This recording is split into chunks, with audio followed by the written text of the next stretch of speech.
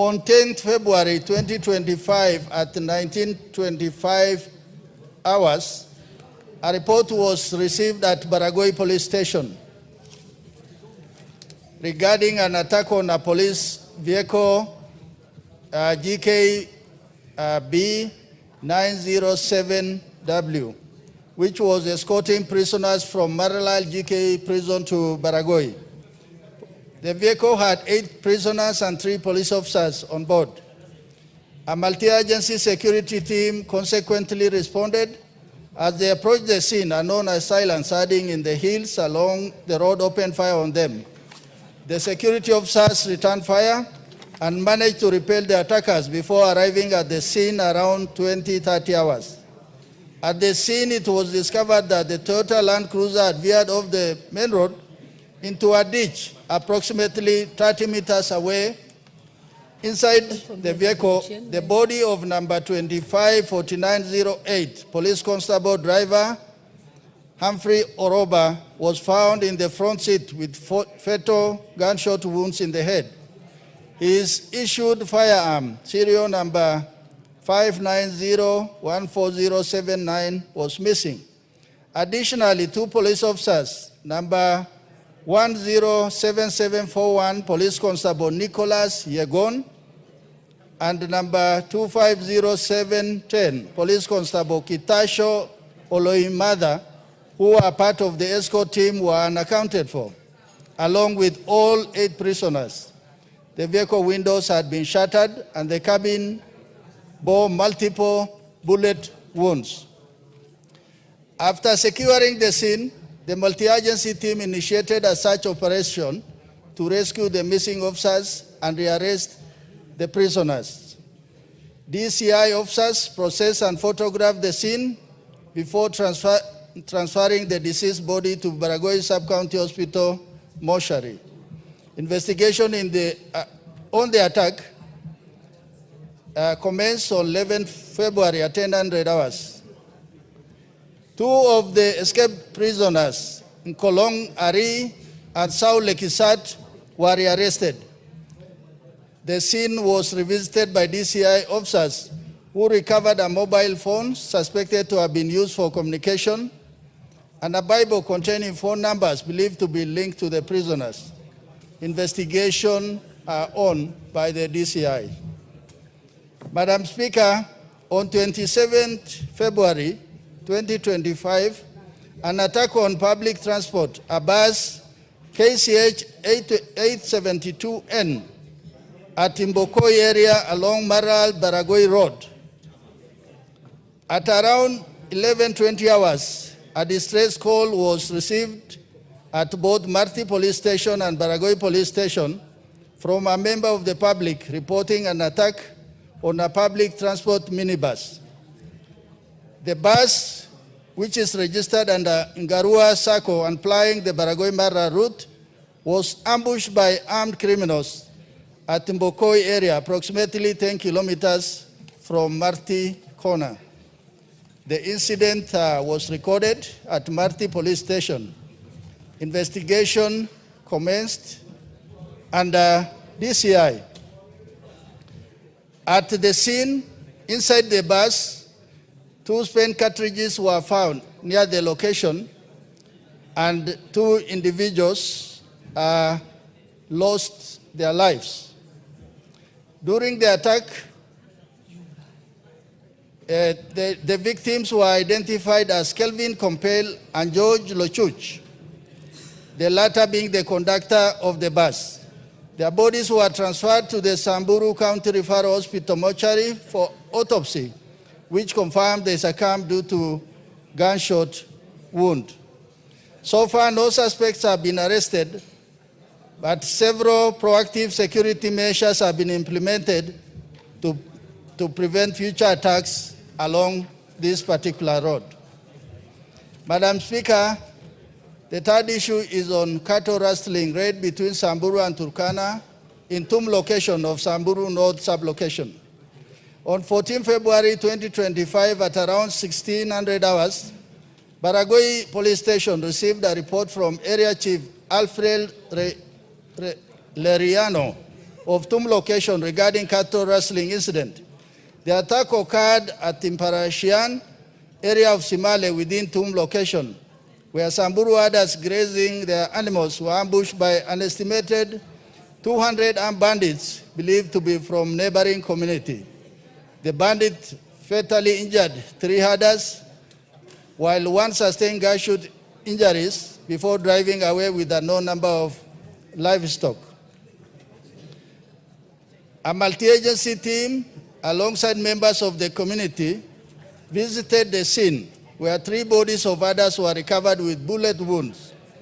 The deceased were identified as Alois Lomorumu, 18 years old, Lenakuru Lempisikichoi, 17 years old, and Lemulangai Lende, 19 years old.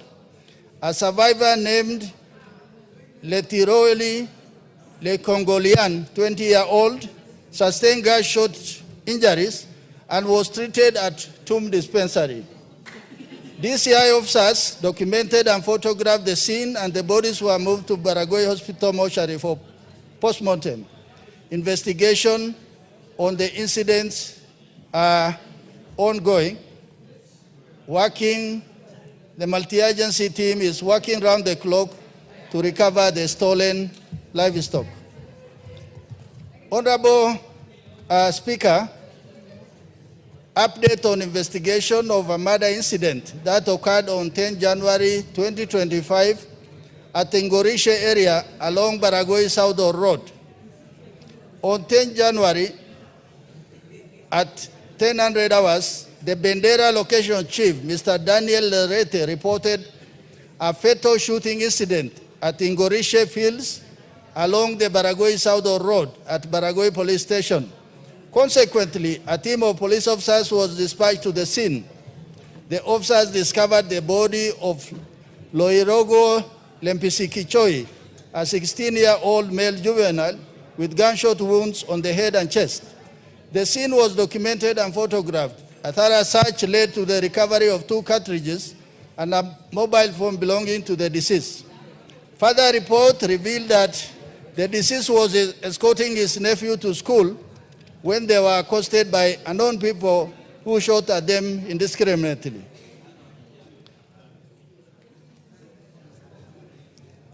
Effort to apprehend the criminals and fugitives following the attack on police escort, including the recovery of missing firearm. Honorable Speaker, the ministry has taken the following measures to apprehend the criminals. 1, they are to the community for information that could lead to arrests of the suspects, and many barazas and meetings have been made within Baragoi in the area of Samburu North. Investigation into the incidents at an advanced stage. Press appeals have been made and portraits of the escaped remandees have been circulated. Forensic analysis of the cartridges collected from various crime scenes is ongoing at the National Forensic Laboratory. Measures put in place by the government to ensure the safety of passengers who ply the Maralal-Baragoi Road. Honorable Speaker, the government is implementing following measures to ensure the safety of passengers who ply the Maralal-Baragoi Road and other trunk roads like the Oripoi-Baragoi Road, providing security escort to public service vehicles. Armed police officers have been deployed to escort vehicles along routes with a history of criminal activities and highway banditry through proper coordination with transport operators. Enhanced highway patrol by multi-agency security team, strategic mounting of roadblocks, sharing of information between police officers and public service vehicle operators, plans put in place by the government to facilitate peace and cohesion among the Samburu and Turkana. To combat the escalating cases of banditry between the two communities, security agencies have adopted a multifaceted approach that includes security intervention and peace-building efforts as follows. First, security strategies. enhance security operation, increase patrol and surveillance, disarmament campaigns, community policing and intelligence gathering as part of security strategy. Then the next strategy is peace building and reconciliation effort, inter-community dialogue forum, organizing regular meetings between rival communities to foster understanding, promote peaceful coexistence, and resolve historical grievances, traditional conflict resolution mechanism, engaging elders, religious leaders, and local leaders in mediation effort. And finally, rehabilitation and reintegration program, supporting individuals willing to abandon banditry through counseling, skills training, and employment opportunities. Honorable Speaker, I beg to respond, and I would also like Honorable Letipila to look at the report that is already on the floor of the House on banditry and insecurity in the North Rift, which is the debate is going on. Thank you, Honorable Speaker. I beg to respond. The Honorable Tapila, you have a right of reply. Yeah, thank you, Mr. Speaker. First of all, I must appreciate the committee for getting back to me on the statement which I requested from them 2 weeks ago. Mr. Speaker, I have, however, noted glaring inconsistencies and half-truths from the statement from the response from the committee, especially on response times and specifically on the attack of the Land Cruiser where the policeman was killed and dangerous fugitives freed, and also on the attack of the passenger bus. I would recommend that the committee validates the information which they present to this August House, because I would shudder to imagine what the victims of this attack would think, especially if they are watching on live television the sequence of events as is narrated by the chairman of the committee. Of course, we know that the response came from the security agencies, and of course, we know that they must put it in such a way that the responsibility does not properly fall on them. Therefore, I must request the committee to validate some of this information.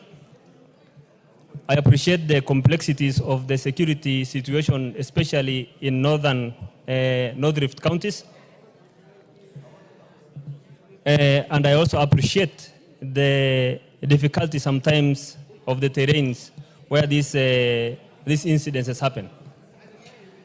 Mr. Speaker, the Minister or the CS for Interior was here yesterday responding to various questions from members, especially relating to insecurity incidences and other related issues. And I commend him yesterday for putting a very good job in front of this House. I am also aware of the report from the committee about the security situation in the 6 North Rift counties, including Samburu.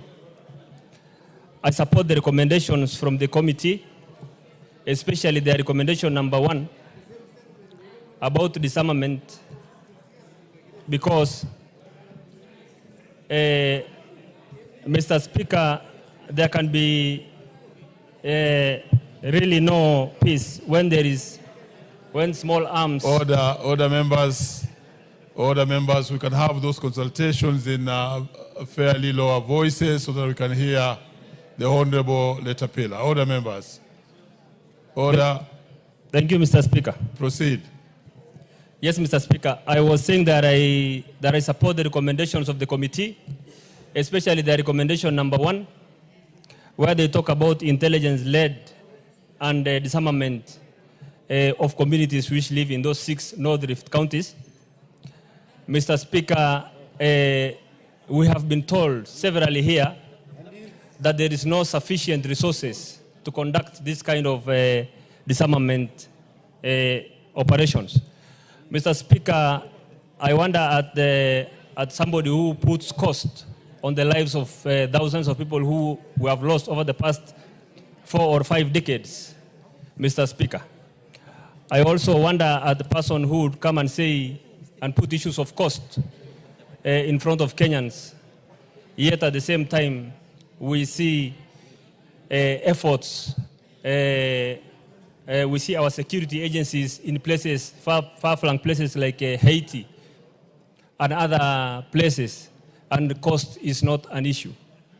We have a proliferation of small arms in the hands of very, very small boys, all the way from the Uganda border. Order, Honorable Letapela. You should have asked subsequent questions concerning your statements. You are deviating greatly.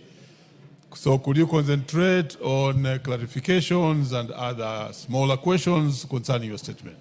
Mr. Speaker, the chairman had told me to check on the report, and I'm basically supporting his recommendation. Oh, then that's okay. Yes. If you are fully satisfied. I'm supporting his recommendation, Mr. Speaker, but I am also aware that, and I want to inform the committee that the recommendation should just not be on paper, that action should follow this kind of recommendations. We have lost young lives and many other lives. We have widows. We have people who are disabled. We have communities are affected. Over 4 or 5 decades, very well, this has been going on. So you are fully satisfied with the answer? I'm not satisfied, Mr. Speaker, with the answer because there is inconsistencies and half-truths. But I've already told that to the chairman. Thank you, Mr. Speaker. Very well. Yes, Honorable Member, what is it? Thank you, Mr. Speaker, for giving me this time to join on the issue that was on the floor of this House. I represent Samburu County, where the issue of insecurity is really becoming so chronic, Mr. Speaker. Mr. Speaker, the situation of security in Samburu County is worsening each and every day. Each and every day we are losing lives, Mr. Speaker. And the report and the responses we are getting from the Security Committee, Mr. Speaker, I want to say here that we are not satisfied. We are not satisfied because we are always told the same case each and every time. These cases have been reported several times, and the lives are being lost on daily basis. Mr. Speaker, I want to report to this House. 1 week ago, myself and the Senator plus other leaders from Samburu County, we were ambushed by bandits. And several other people were killed each and every day. Even today, as I speak here, Mr. Speaker, some are still lying in the mortuaries before they have been buried. So, Mr. Speaker, I want to say to the Security Committee that some of the words they are saying here are not satisfactory to us and even to the people we are representing.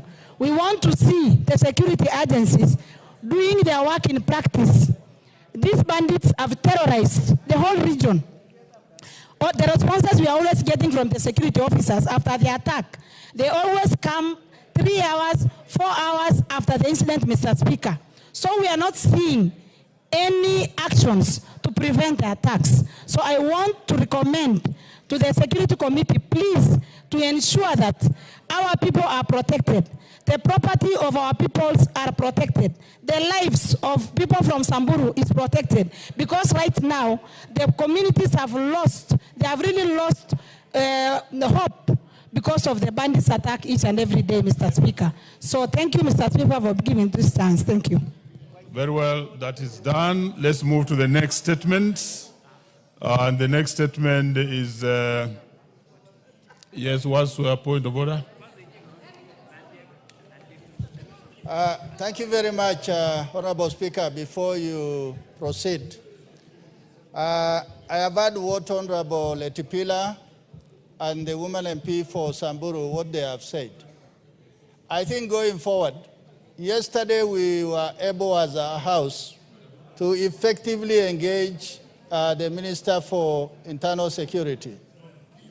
And I think as opposed to waiting for the long haul to wait for meetings, The onus is on you and us for you to even approach the committee on certain critical issues so that we are able to summon even those senior security officers, because our task is oversight and also to represent the people of this country. I have heard you loud and clear, Honorable Letipila, and as also the patron of the pastoralist, I think we will walk the journey with you. Thank you very much, Mr. Speaker. Very well, that should suffice. And I think let's close debate on that. We have a lot of business ahead. So let's move to the next statement. And before we move to the next statement, let me acknowledge the presence in the speakers gallery of the following schools. St. Mark's Girls Chengani from Cherengani, Trans Nzoia, and Taita Mauche from Njoro constituency, Nakuru. And let me allow the MP for Njoro, Charity Gadambi, to just say a word in 1 minute. And welcome all the schools. Thank you, Mr. Speaker, sir, for giving me this time for me to appreciate one of my best schools from my constituency, which is Taita Mauche Secondary School. Therefore, Mr. Speaker, I appreciate them for coming here. I want to wish them all the best. My children, when you go back, work hard. For you to be a member of parliament, you need to work hard. And also, Mr. Speaker, on that still, I am having more schools outside which are yet to come. That is Utafiti Comprehensive Primary School and also Mokongogo. Thank you, Mr. Speaker, sir, for granting us this opportunity. And my children go home, work very hard. Njoro is a place we have said education is #1 to make you more better. Thank you, Mr. Speaker. Very well. We move to the next statement. This statement was by Honorable Rebecca Tonkei. Is it a reply? Very well, being replied by the chairperson, Departmental Committee on Agriculture and Livestock. Is in the house. I'm told the Vice Chair is in the house and ready to make the reply. Vice Chair.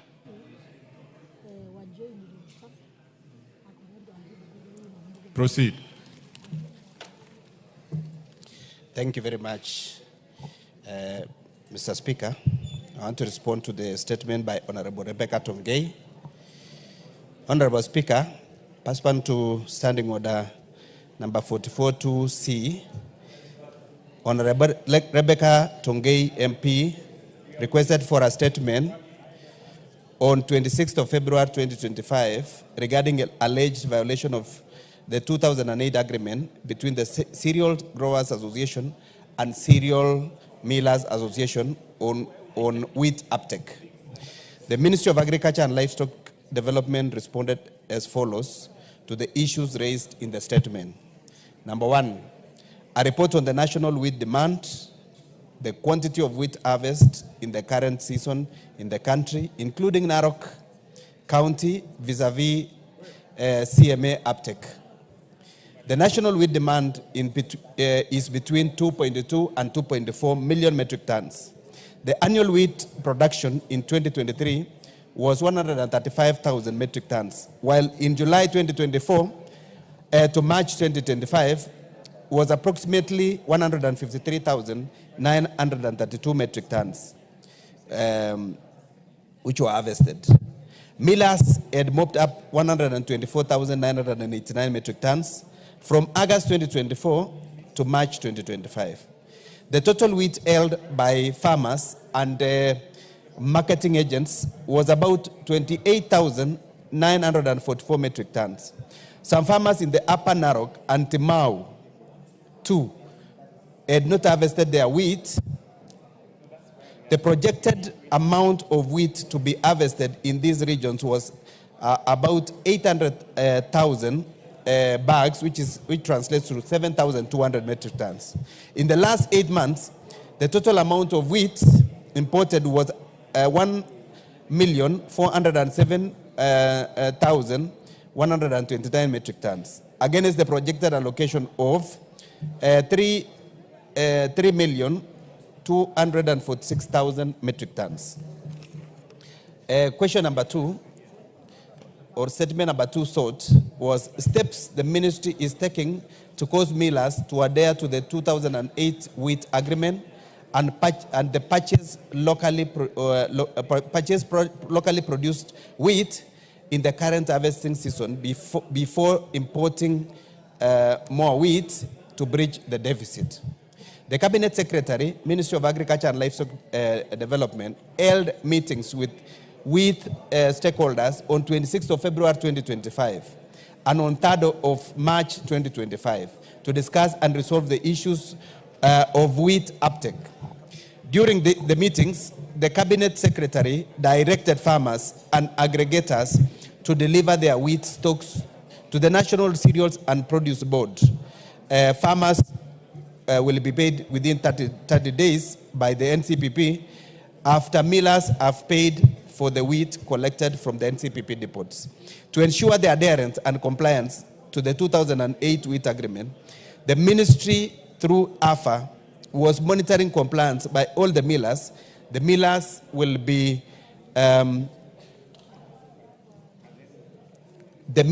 allocated quotas of local wheat to purchase before they are allowed to import wheat. This initiative will regulate the wheat importation volumes and ensure millers import during a period of deficit to avoid flooding the local market with cheap imported wheat. Statement number 3 sought was measures in place to enforce the agreement in future so as to uphold the integrity of the agreements designed to promote fair trade in the agriculture sector and to protect local wheat farmers from unfair market access due to unregulated wheat importation. Honorable Speaker, millers will be allocated quotas of local wheat to purchase based on weight capacity of individual millers. Millers were directed to submit to the National Treasury and Ministry of Agriculture and Livestock Development on the weekly basis the quantities of wheat grain purchased from the local farmers. The National Treasury will not approve importation of wheat by millers who shall not comply with the commitment to buy local wheat grain based on their capacity. Cereal Growers Association will provide regular data on the quantity and areas where wheat grains is available for the purchase of millers, and farmers' representatives, millers and ministry will hold annual meetings to agree on minimum price per bag of wheat grain to avoid exploitation of farmers by millers. Question number 4 sought, Mr. Speaker, is the support mechanism being considered to assist farmers in the country, particularly those in the Upper Narok region, currently facing likely loss due to approximately 1,500 metric tons of unsold wheat stocks. The Cabinet Secretary for Agriculture and Livestock Development directed farmers and aggregators to deliver their wheat stock to the National Cereals and Produce Board from 4th March 2025. Farmers will be paid by NCPP within 30 days of delivery of the wheat after millers have paid for the wheat collected from the NCPP depots. This will also reduce post-harvest losses due to poor storage. Number 3 is a memorandum of understanding was signed between the NCPP and the millers, where the wheat from the NCPP will be collected by the millers and payment done within 14 to 21 days. And only wheat produced by farmers within Kenya will be taken to NCPP to avoid delivering of imported wheat to the NCPP. And lastly, the statement sought was the interventions that the Ministry of Agriculture intends to take to cushion wheat farmers in the Narok County from losing their property through bank auctions for non-performing loans arising from the poor market condition. Number 1 is improving the price of locally produced wheat. The ministry has set the minimum price of 5,300 for grade 1 and 5,200 for grade 2. And number 2 is that farmers will be paid within 30 days upon delivery of wheat to the NCPP depot. Thank you so much, Mr. Speaker. Very well. The Honorable Rebecca Tonke. Thank you, Honorable Speaker. Honorable Speaker, the reply to my question is not satisfactory at all. Honorable Speaker, it's very unfortunate that even as we see today here, the farmers in Narok County have their wheat still in stores in the cereals as they were instructed to take the wheat to the cereals board. Honorable Speaker, the minister sat with the farmers and an agreement was struck that wheat will be picked from the cereal boards, and the farmers took their wheat to the cereal boards, and up to date, Honorable Speaker, only 4 lorries were only picked from the cereal boards. So it is very unfortunate that our CS can sit with the farmers, and after that, after 2.5 months, nothing has happened. I do not know where the farmers will run to. I don't know where people who are struggling, picking loans from banks, will run to. If at the end of the day, Honorable Speaker, people can take their wheat to the millers and they have loans in the banks and nobody can buy that wheat. Honorable Speaker, my people in Narok County are suffering. The farmers have loans and nobody can pay. And up to date, Honorable Speaker, they are a desperate lot. They can't even prepare for their farms because they do not have money to do farming in the next season. So that answer is not satisfactory at all. And we would wish that when our CS speaks, what should be said, Honorable Speaker, should be facts, so that we don't just get answers that do not even answer anything.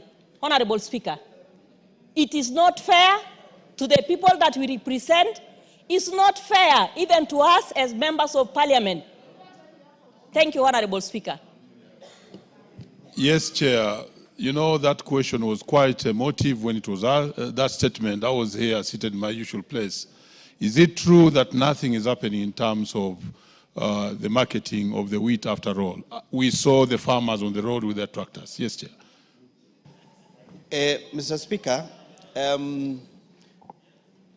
was an intervention and the minister have met the concerned parties or stakeholders twice, on 26th of February 2025 and on March 3rd, 2025. And there was agreements that were made. As to whether the agreements that were made have been honored, we shall revert back to the concerned party, because there is a comprehensive report on the agreements that were made between the two parties, which is the Cereal Growers Association, Cereal Millers Association, the wheat farmers, and the entire stakeholders within the wheat industry, Mr. Speaker. Very well. Yes, Honourable Member. And that's the last comment on this one. Give the Honourable Member the mic. Thank you, Mr. Speaker, for giving me this opportunity to support the Speaker who brought this issue. I am the representative for those people, and I agree with the answers that yes, we met. And our problem is not whether we met or not, or we had a meeting with the minister. The meeting was there, but it was never honored. And until today, our people are still struggling. And I wonder why the minister was aware that there were people who imported wheat. Why do they import wheat while our people are harvesting wheat and nobody is buying the wheat? What do they want our people to do? And I think it is wrong for this government to continue buying wheat from outside while the wheat that we have in Narok has not been bought. What do they want these people to pay their loans with? They have the loans, They have their children to take to school. They have their tractors, and yet still waiting from that day. Even on that day when we went to that office, to the minister's office, he looked unwilling even to listen to us. And I think we also have a share in this government, and we have a right to argue over what should happen to us. So to me, I think the answer is not correct and it's not right. The only wheat that has been bought are the 2 lorries. The other wheat is still in store. Well. And it is not very good stores where you can keep your food. Already that wheat is rotting. Yet we took the issue to the minister, and we agreed. And we agreed that within 2 weeks they were going to buy the wheat. So I stand to support the member who brought this question. Yes, Honorable. What is it, Honorable Member? On the same.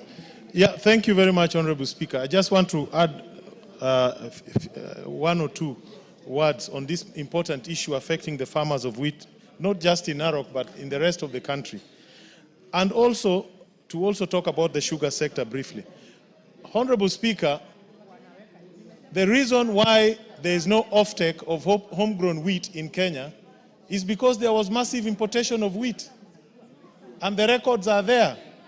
And this House, in giving an answer to this House, we should have been given the records of all the wheat that was imported through the port of Mombasa. This is why the farmers of Narok are unable to sell their crop. And they will not be able to salvage the wheat crop because the storage facilities are not there. Aflatoxin will set up. The moisture content will be different. But there's somebody somewhere importing grains, sugar, and certain grains when the prices are low in the international markets, flooding it in Kenya, and then rendering our farmers without an option where to sell their crop. And I think I agree with my sisters from Narok. The answer is unsatisfactory. There should be a clear indication to this House how much wheat has been imported in the last 12 months into the Republic of Kenya through the port of Mombasa. Kenya Bureau of Standards should give us their records. Kenya Ports Authority should give us their records. KEFIS should give us their records. And we know. Let them not think we don't know. We know. Yes, and we know. It is the same with the sugar sector. There's something happening. We know. So let them give us that record in answering that question. Thank you, Mr. Speaker. Oh, we shall raise the matter there. But that was a very serious emotive issue here. And Majority Leader, I want you to actually call the CS Agriculture to deal specifically with that wheat in Narok and other cereals which are being claimed that there's importation while the farmers, and remember the president took time to subsidize fertilizers, and that's why we are where we are. Yes. So please put him on order so that he comes here to deal with that matter. We cannot allow as a House the farmers of Narok and other farmers in the country to suffer while we don't have clear answers on what's happening. We move to the next order. Much obliged, Honorable Speaker. We'll ask the Minister to come in the subsequent week after next. So that, because next week we have 2 cabinet secretaries coming, probably the other week I will ask the Minister for Agriculture to be here. Very well. Satisfactory answers. Thank you very much.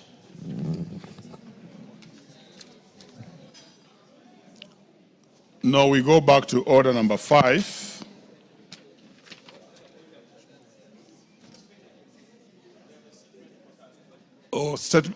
Very well. So let's get the ordinary statement, the normal statement on Thursday before we go to order number 5. Okay.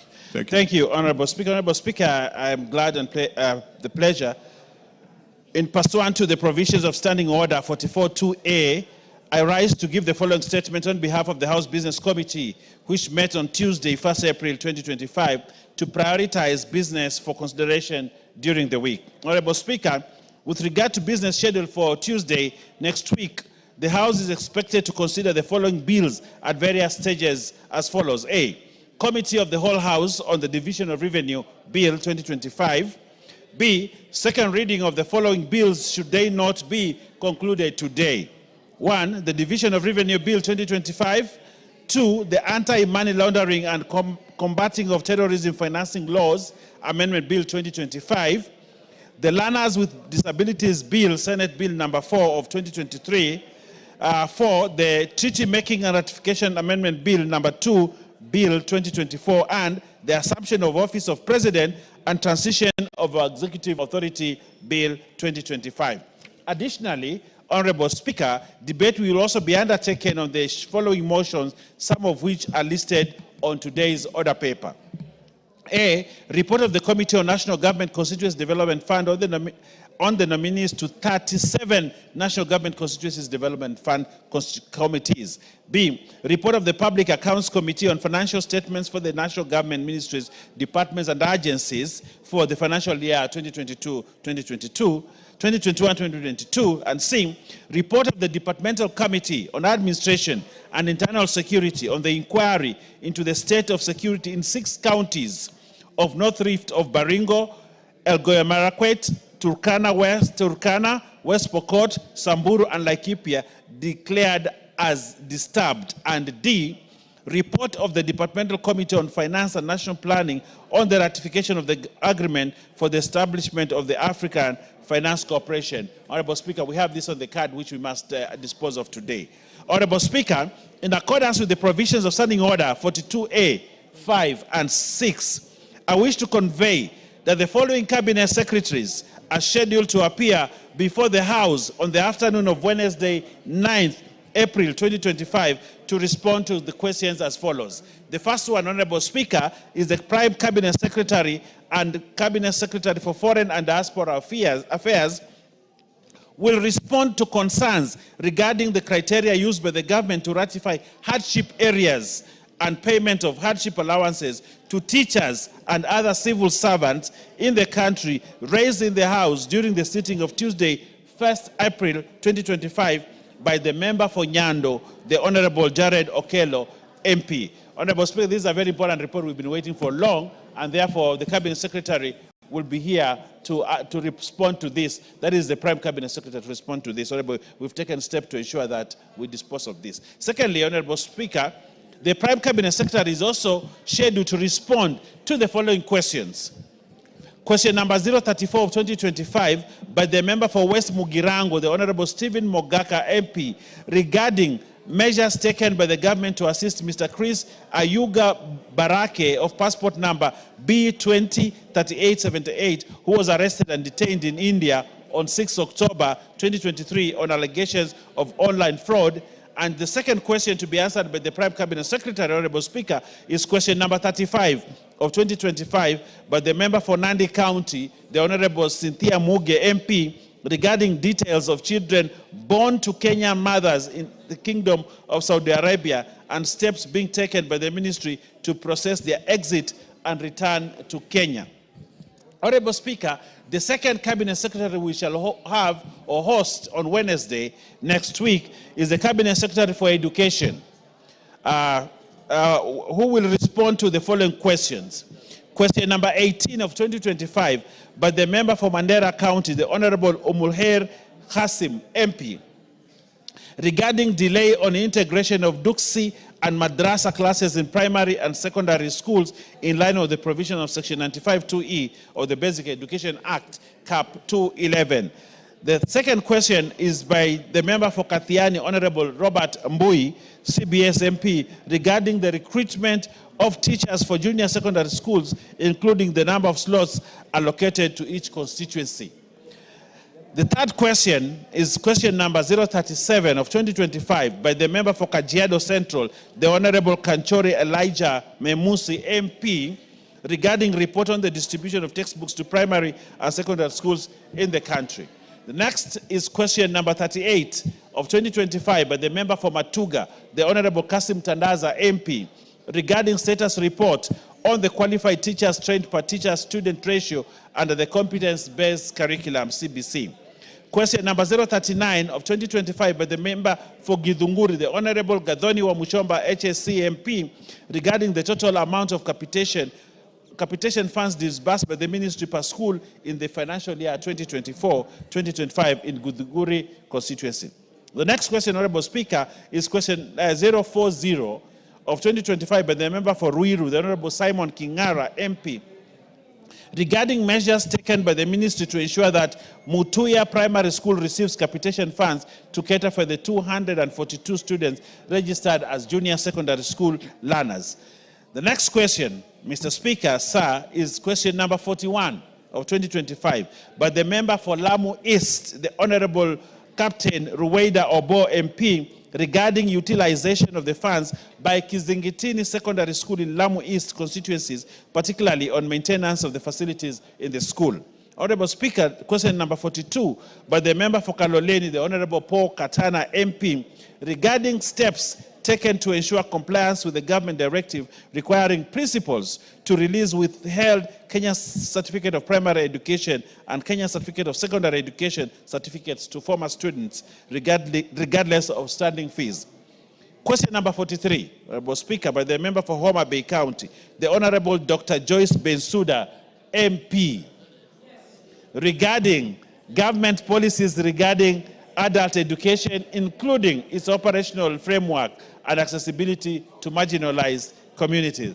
The Honorable Bensouda is at her place and she's listening keenly. And she's saying yes. Yes, the minister will be here to answer your question.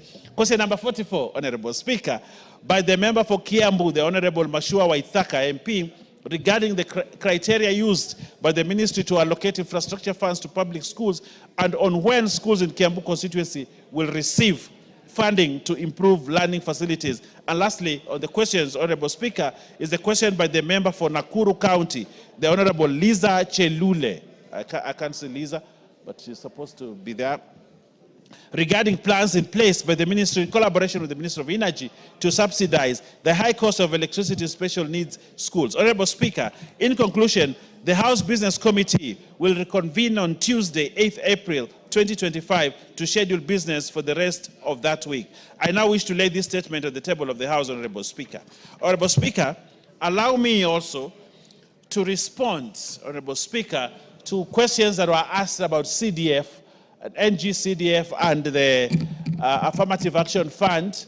Honorable Speaker, we in possession of a letter addressed to the clerk of the National Assembly, Mr. Samuel Njoroge, CBS, from the Treasury on the issue of CDF and disbursement of funds. The reference is status of disbursement of funds under the National Government Constituency Development Fund, NGCDF, and the National Government Affirmative Action Fund, NGAF. The Speaker ordered that today we provide a response to it, and I think we have a letter, and we will present the letter as is, so that for the consumption of members. Honorable Speaker, I would like to read the letter as such. Reference is made to your letter reference number that, dated 2nd April 2025 on the above subject. We wish to update on the status of NGCDF and GAF disbursement as follows. 1, the National Government Constituency Development Fund. The National Government Constituency Development Fund was allocated Kenya shilling 68.2 billion in the budget for financial year 2024-2025, including arrears of 13.5 billion. The National Treasury scheduled monthly disbursement of Kenya shilling 7 billion effective from January 2025 to ensure that the full allocation is disbursed by end of the financial year. So far, an amount of 27.5 billion has been disbursed, hence a balance of 40.7 billion as per the attached schedule. We have an attached schedule. The delay in disbursement was occasioned by challenges in resource mobilization, both domestically and externally. However, the situation is expected to improve due to expected resources from both domestic and external sources in Q4. I understand the minister is in China looking for money, so probably he'll get this money for us.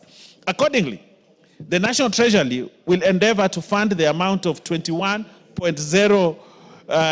billion that was due in Q3 in the course of this month. And this is very important information, Honorable Speaker. The Minister says the National Treasury will endeavor to fund the amount of 21 billion that was due in Q3 in the course of this month. 21. So we expect 21 billion this month, so that that covers for 3 months. That is 7 billion, so that we have that money, Honorable Speaker, to cover for the issues that we are having, and especially on the issues of bursaries that many of our students have not received. Honorable Speaker, now I want to address the issue of the National Government Affirmative Action Fund, GAF. The National Government Affirmative Action Fund, GAF, was initially allocated a budget of 3.5 billion in the financial year 2024-2025, which was subsequently reduced to 2.7 billion in the supplementary 2 estimates. So far, an amount of 1.6 billion has been disbursed and will disburse the balance in the course of this month.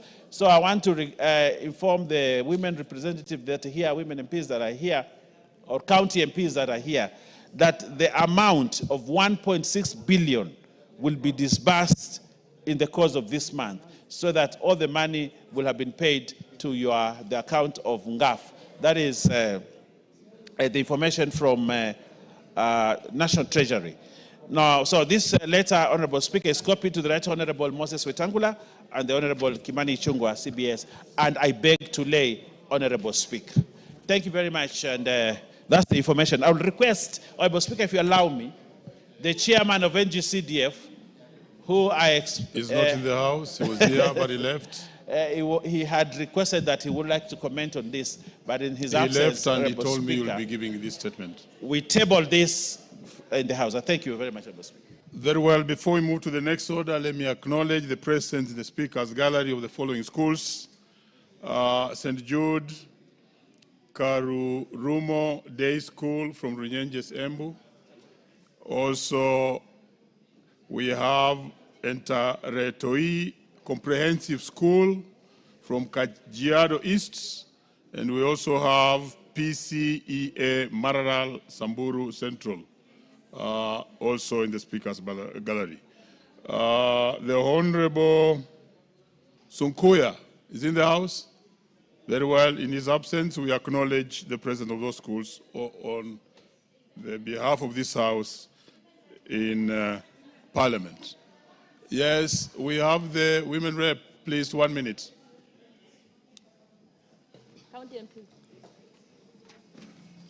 Thank you, Mr. Speaker. Let me take this chance to welcome the students to Parliament, and especially the PCA Maralal students who are here to see and follow the proceedings of the National Assembly.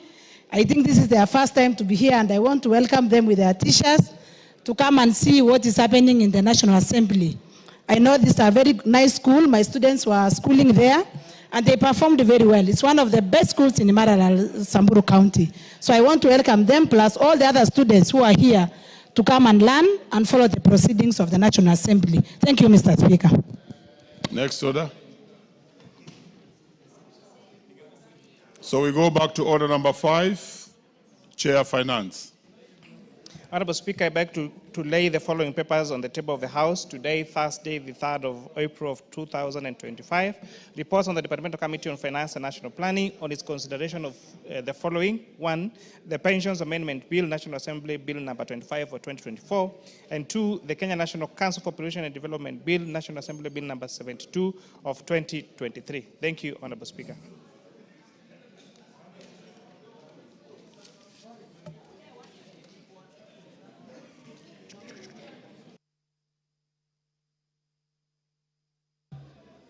Next order. Order number 8, the Division of Revenue Bill, National Assembly Bill number 10 of 2025, second reading, resumption of debate. Very well, we go back to Division of Revenue Bill, and I think the Honorable Sunkuya was on the floor. You may proceed. Thank you, Honorable Speaker. On the onset, I want to take this opportunity to congratulate the Honorable Sam Otandi for being elected to that position as Chair for Budget and Appropriation Committee. Mr. Speaker, on the division of revenue is an important, vital document to the people of Kenya, their national government, and their county. In this bill, there is an increase of 17.6 billion compared to the last year, where this fund will be an important to the counties that will benefit on this. I want to echo the sentiment of the honorable members who supported this bill, that I also support this bill. The Honorable Speaker,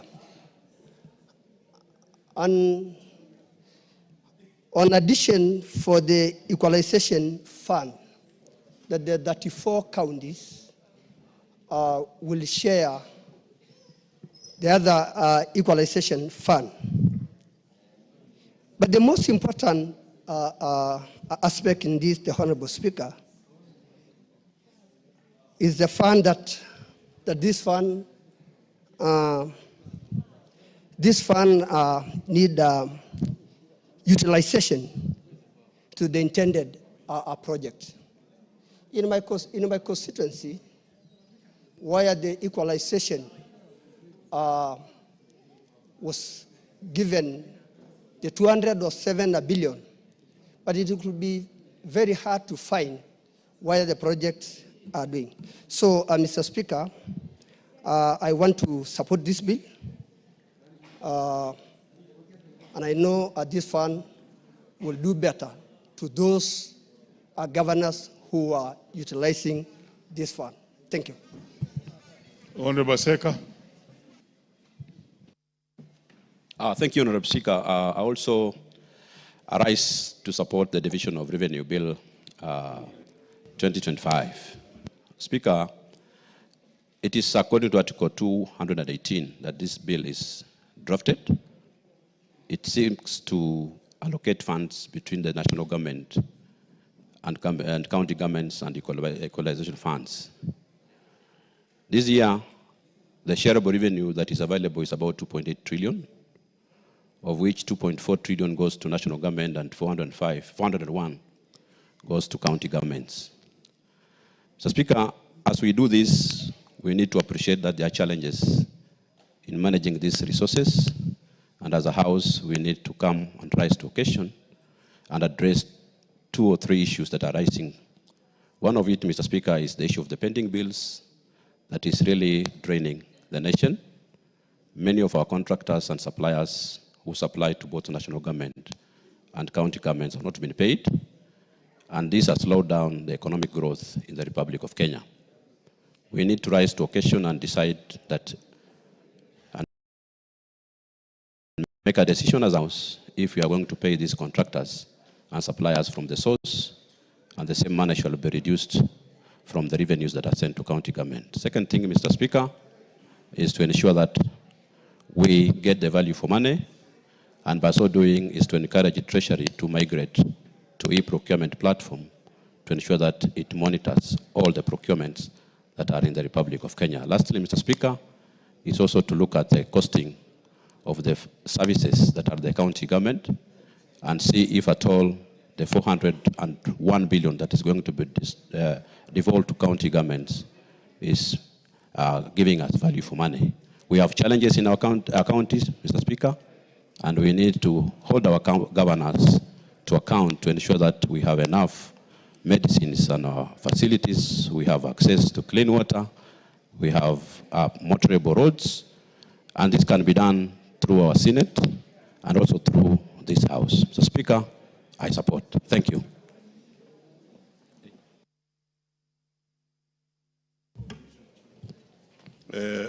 It's important that we acknowledge the schools that have visited Parliament, so allow me, before we proceed, to acknowledge in the Speaker's gallery, Maguma Day Mixed School from Mara, Tharaka Nithi County, We also have Muisiringiri Primary from Naivasha in the Speaker's Gallery. And honorable members, we also have Ngea Primary School from Naivasha constituency, Nakuru County in the House. And let me welcome the Member of Parliament, is it Naivasha, to welcome all the schools. Thank you, Mr. Speaker, for this opportunity to welcome my pupils from the two schools, Gaya Primary School and Muishirigeri Primary School. This is where we are. This is where your parents put me. And I've always told you, you work very, very hard because you are going to take my seat when I leave. Karibuni, karibuni. We are happy to have you in the house. This is where laws are made. This is where the CDF comes from, is approved here, the ones that I build your schools with. Thank you very much, Mr. Speaker, for that opportunity. Very well, the Honorable Mary Amase on division of revenue. Thank you, Honorable Speaker, for the opportunity to contribute to this bill. Honorable Speaker, the division of revenue bill is a very important bill because it provides for the sharing of equitable share between the two levels of government, national and county government. And Honorable Speaker, the total share of revenue for this year, which is 2.8 trillion, national government will receive 2.4 trillion, equalization fund will receive 10 billion, 10.5, and the county governments will be receiving 405 billion, which constitutes 25.79% of the total shareable revenue. Honorable Speaker, this bill is also prepared in accordance to Article 218(2)(b) and also 203(1), which takes into consideration in analyzing and deciding on these figures and determining these amounts. It has also taken into consideration the aspect of national interest, the aspect of national debt, because we know that for every 1 shilling that we collect, 6 shillings goes towards repayment of our national debt. It has also taken into consideration national obligations and also the needs of the disadvantaged in society. So, Honorable Speaker, it is my hope that we shall not get into mediation as it has been the trend in the past, because both levels of governments need to appreciate the challenges, even in terms of revenue, the revenue that we estimate, the shortfalls in the revenue that is collected. So we have to live within our means so that we are realistic even in our demands as we demand for additional allocations to what has already been proposed by the Budget Committee. Honorable Speaker, I support. And I want to say that county governments must learn to utilize this money efficiently, effectively, for purposes intended for the benefit of the people they represent. Thank you, Honorable Speaker. Very well. The new chair for budget, Honorable Tandi, had done a very good job in moving this particular bill, and the general mood in the House is that the mover be called upon to reply. So let me call upon the mover to reply. Thank you, Honorable Speaker. Honorable Speaker, in reply, let me begin by thanking members of this House for the vigorous debate that we had yesterday up to 9 p.m. when members stayed behind to look at this, to discuss this bill. Honorable Speaker, out of the discussions that happened yesterday, I was able to come up with 3 fundamental factors, issues that were raised by members that we need to look at as a committee. Honorable Speaker, the first issue which came out prominently is the question of pending bills in counties. Honorable Speaker, pending bills in counties are mostly caused by failure by counties to meet their own source revenues. Honorable Speaker, this is something which is affecting performance of counties, and we want to urge our counties to ensure that as national government, we seek to meet our own revenue projections. Counties equally must also seek to meet their own source revenues as they project them. Honorable Speaker, the other issue that came out was the fact that as a House, we are lagging behind in approving our audited accounts. Honorable Speaker, as you are aware, that the audited and approved accounts that we have used for the sake of this year's allocation of shareable revenues to counties are audited and approved accounts of financial year 2020-2021. Honorable Speaker, as you can see, this is about 3 years really behind. So, Honorable Speaker, I want to plead with our audit committees, the ones in charge of auditing and approving these revenues, to really work hard and fast-track the approvals so that we can be able to give counties what is really due to them. Honorable Speaker, the last issue has to do with also fast-tracking the fourth equalization fund policy. Honorable Speaker, as you are aware, this issue was raised up by most members here, that the new policy needs to be enacted so that it can be used to properly implement the equalization fund. Also, Honorable Speaker, you are also aware that we are also lagging behind in the arrears. To date, we have not been able to pay about 46 billion into the equalization fund. Honorable Speaker, this is a real drawback that this House and Treasury must work hard to fast track. In the subsequent financial years, Honorable Speaker, we need to be able to allocate more resources to this fund so that in the next 5 years, when this fund is supposed to expire, we should be able to have met the allocations. Honorable Speaker, let me conclude by saying that I thank members again for their insightful input. I believe that from here, this bill will be processed in time. Honorable Speaker, I reply.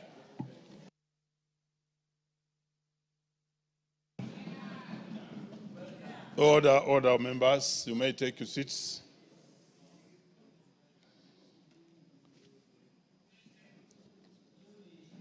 Order. Honorable members, I now put the question, which is that the Division of Revenue Bill, National Assembly Bill number 10 of 2025, be now read a second time. Will as many as without opinion say aye? Aye. Will as many as with contrary opinion say nay? The ayes have it.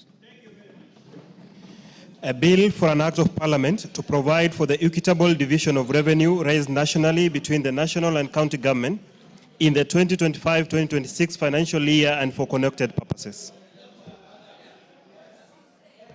Next order. Order, members. Order. I will rearrange the order paper so that we go to order number 11, and then after order number 11, we shall come back to the normal arrangement that the order paper was in. So read out order number 11. Order number 11, motion, ratification of the agreement for the establishment of the African Finance Corporation.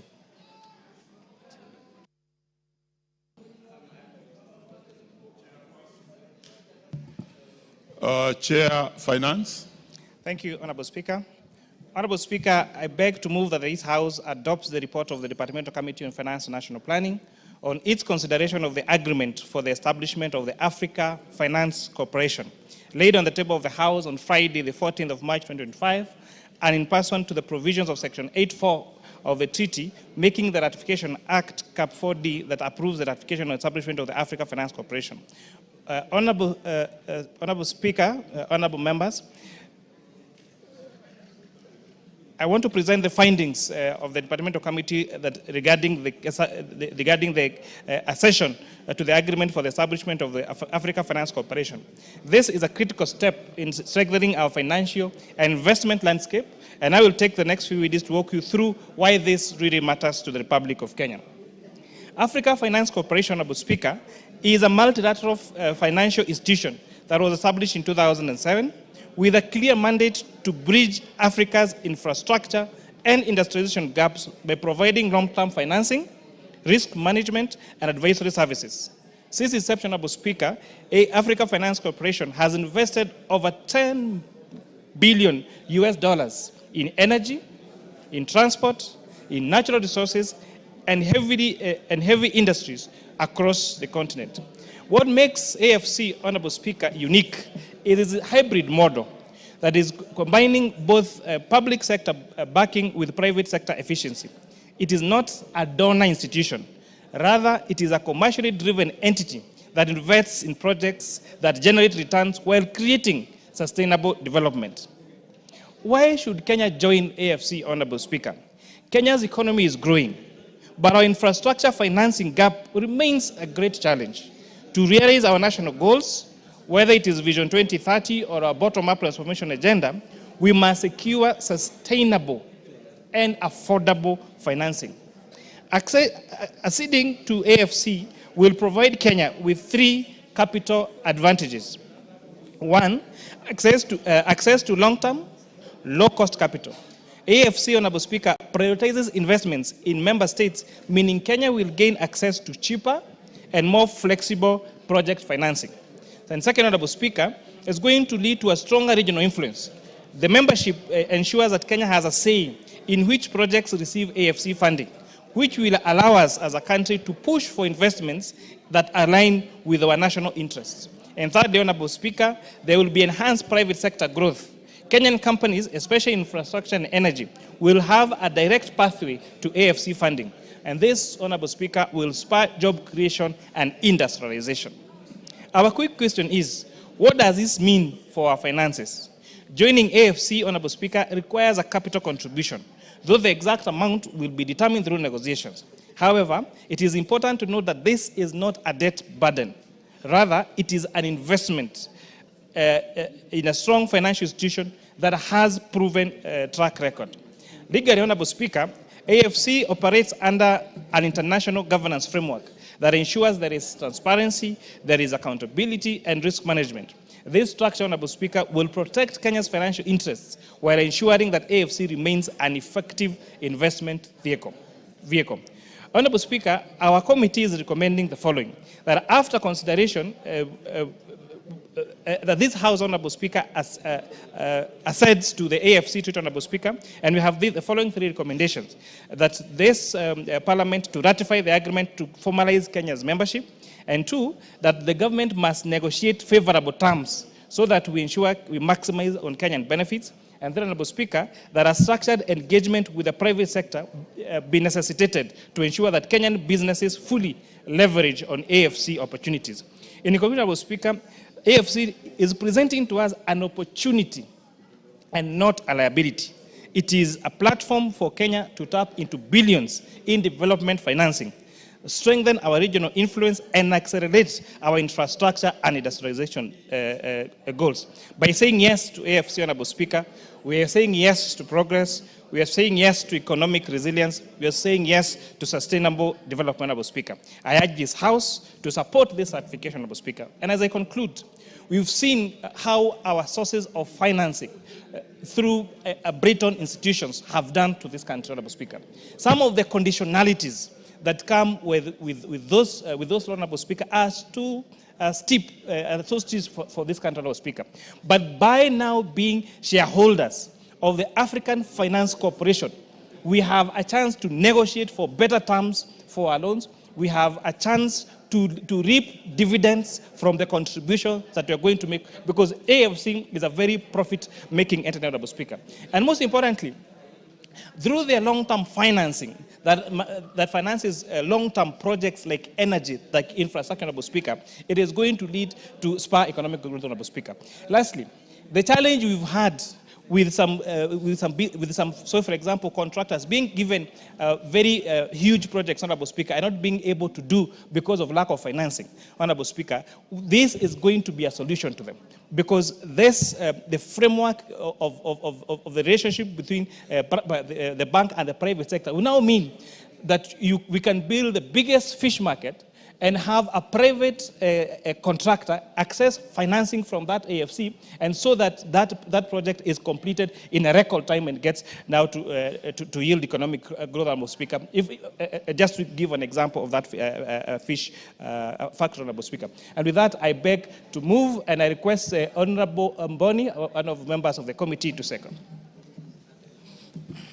Member for Kitui Central. Kitui Rural, it is. Honorable David Mboni. Thank you. Thank you very much, Honorable Speaker. Honorable Speaker, as I second this motion, this is a very important motion, I want to say that Africa has really suffered under the hands of multilateral and bilateral lenders. Multilateral lenders like IMF, World Bank, have given conditions to African countries to access loans, like downsizing of public service, reforms in various sectors of the economy. And Speaker, if you recall last year during the demonstration on the finance bill, IMF program on financing was based on tax revenues. And for us to access the revenue, the loans, we had to increase taxes as a condition. Because IMF are telling every countries, you have to raise your own revenues before we give you our money. And therefore, some of these conditions have brought a lot of problems in Africa. Bilateral lenders, you realize that bilateral lenders like China and other countries, they give us loans which are very expensive. And these loans have brought a lot of suffering to the economy because we are paying very high interest rates and the debt servicing has increased, therefore suffocating economic growth in this country. So AFC is actually a solution to financing challenges facing Africa because there is no conditionalities. Countries can negotiate favorable interest rates and repayment periods because FC is financing infrastructure projects which has a very long gestation period, and therefore the interest rates has to be low so that countries will not really suffer from this. Kenya has already received $370 million since joining AFC in 2007 to finance various projects in energy, transport, and natural resources, among others.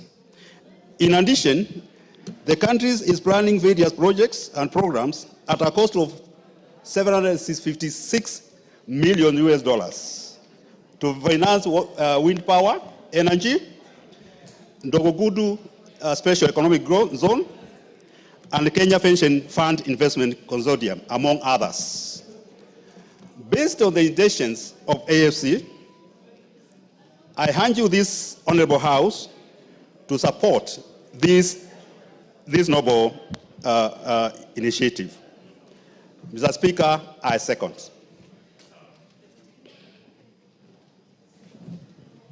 Hello, members. The motion on the floor, which I now proceed to propose, is that this House adopts the report of the Parliamentary Committee on Finance and National Planning on its consideration of the agreement for the establishment of the Africa Finance Corporation, laid on the table of the House on Friday, 14th of March 2025, and pursuant to the provisions of Section 8.4 of the Treaty Making and Ratification Act, Cap 4D, approves the ratification of the establishment of the Africa Finance Corporation. And I see the majority whip, the deputy majority leader, the Honorable Baya. Thank you very much, Honorable Speaker. Honorable Speaker, I stand to support this motion. Honorable Speaker, the motion to, if you allow me to just refer to the correct title of the motion, ratification of the agreement for the establishment of the African Finance Corporation. Honorable Speaker, as a country, for many years, we have relied on a lot of multilateral and bilateral agreements and financing to spur our development and growth of this country. Honorable Speaker, the multilateral agreements that we have had have been with institutions that are outside Africa, the IMF, the IDB, and many other institutions, Honorable Speaker, that we've relied on for financing of our projects. But there has been, from 2007, a key institution that were established in Africa that can help this country grow without necessarily taking our money or getting money outside the continent. Africa is a very rich continent, Honorable Speaker, rich in such a way that if we put our resources together and we pull together as a continent, we can finance our projects, we can take care of the money that we need without having to go to China, without having to go to other countries, the Bretton Woods institutions, or any other institution. We can look inside Africa and get funding and get resources. But one of the things that Kenya has not done is to ratify this treaty to ensure that Kenya is a member of the African Development, the African Finance Corporation. And therefore, this parliament, the 13th parliament that we sit in, has the one singular honor to ensure that Kenya joins the League of Nations within Africa to ensure that we are members of the African Finance Corporation. Honorable Speaker, as stated very ably by the leader, the mover of this motion, Honorable Speaker, there are certain advantages. Kenya is one such country that should have a say in the African continent in a big way. And therefore, ratifying this treaty, Honorable Speaker, gives Kenya one of the most important things to ensure that we continue to have a stronger regional influence. Honorable Speaker, if we ratify this treaty and this parliament ratifies this treaty, agrees to ratify this treaty, Honorable Speaker, Kenya will continue to be one such giant nation that can influence and have a lot of support within the African continent. Look at what we have been trying to do to influence Africa in terms of climate change, to influence Africa in terms of even the recent elections of the African Chairman Union, Honorable Speaker. We need to have a lot of influence in Africa. And we need to position ourselves as that strong nation in Africa that can control a lot of things and have a lot of influence. And this is one path, Honorable Speaker, if we join the AFC and ratify this treaty. Honorable Speaker, another important thing, if you are a member of the AFC, private-owned companies and private sector will have a lot of say in Africa. Our business people, our manufacturing, our traders, can permeate every part of Africa because we are part of the African Finance Corporation, Honorable Speaker. And we will be respected as a nation. So ratifying this treaty is to earn Kenya respect within Africa and even at the global stage, Honorable Speaker. And therefore, it is very important that as a parliament we ratify. Lastly, Honorable Speaker, one of the things that has been a bigger problem for us is very expensive loans. Expensive loans from multilateral and bilateral, and actually from the bilateral level. We have borrowed money that is very expensive, Honorable Speaker. But a dig into the African Finance Corporation will allow us to have long-term loans, low-cost loans, and they will also agree to our priorities in terms of investment. A lot of time, Honorable Speaker, you go to multilateral lenders, bilateral lenders like the United States, and they start giving you conditionalities, and they tell you we can only fund you in projects that we want you to do, and not those that you want to do. I see what President Trump is doing in the United States, and telling you that we do not want to fund you. We are withdrawing. I remember during the Biden era, they tell you we will give you fund if you allow homosexuality, or if you allow certain things. But you see, Africa tenets, African values, African priorities are properly funded from the African Finance Corporation without conditionalities that erode our culture, our heritage, and our values. And therefore, Honorable Speaker, I want to urge this House to ratify this treaty so that we can gain our Africanness and be able to stand without anybody else dictating anything to us, but to support the African Finance Corporation so that we can actually put African resources together for the development of Africa. I support, Honorable Speaker. Well said. Member for Butula. And before the member for Butula gets his microphone, all members seated at the Speaker's gallery are students from Christ the King School, Nakuru East Constituency, Nakuru County. They are welcome to follow proceedings this afternoon, honorable members, and join me in welcoming them to the August House this afternoon. Thank you. Honorable Yula. Oh, thank you, Honorable Speaker. Let me also add my voice to this important motion. Oh, Mr. Speaker, I stand to support the ratification of the agreement on the African Finance Cooperation.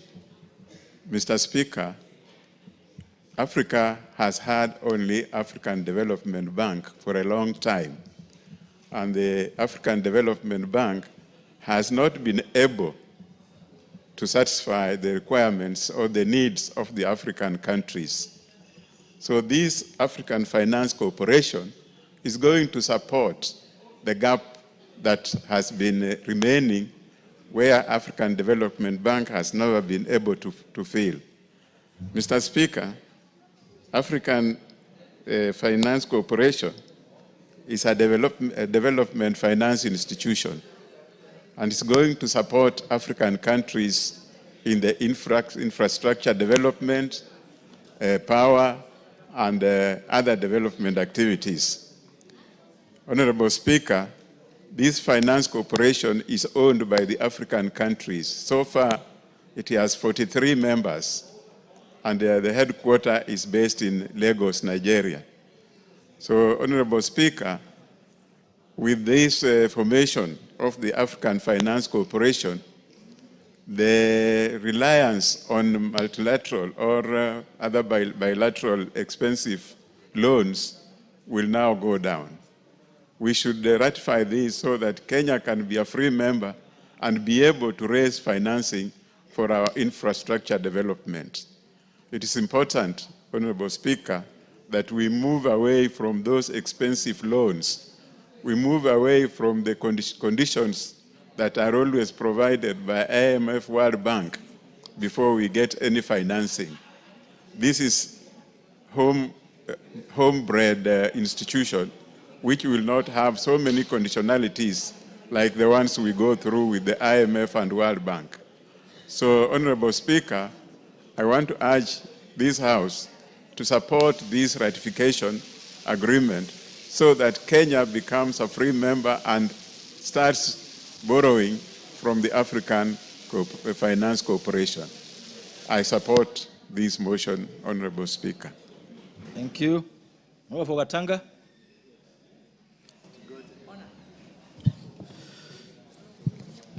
Thank you, Mr. Speaker,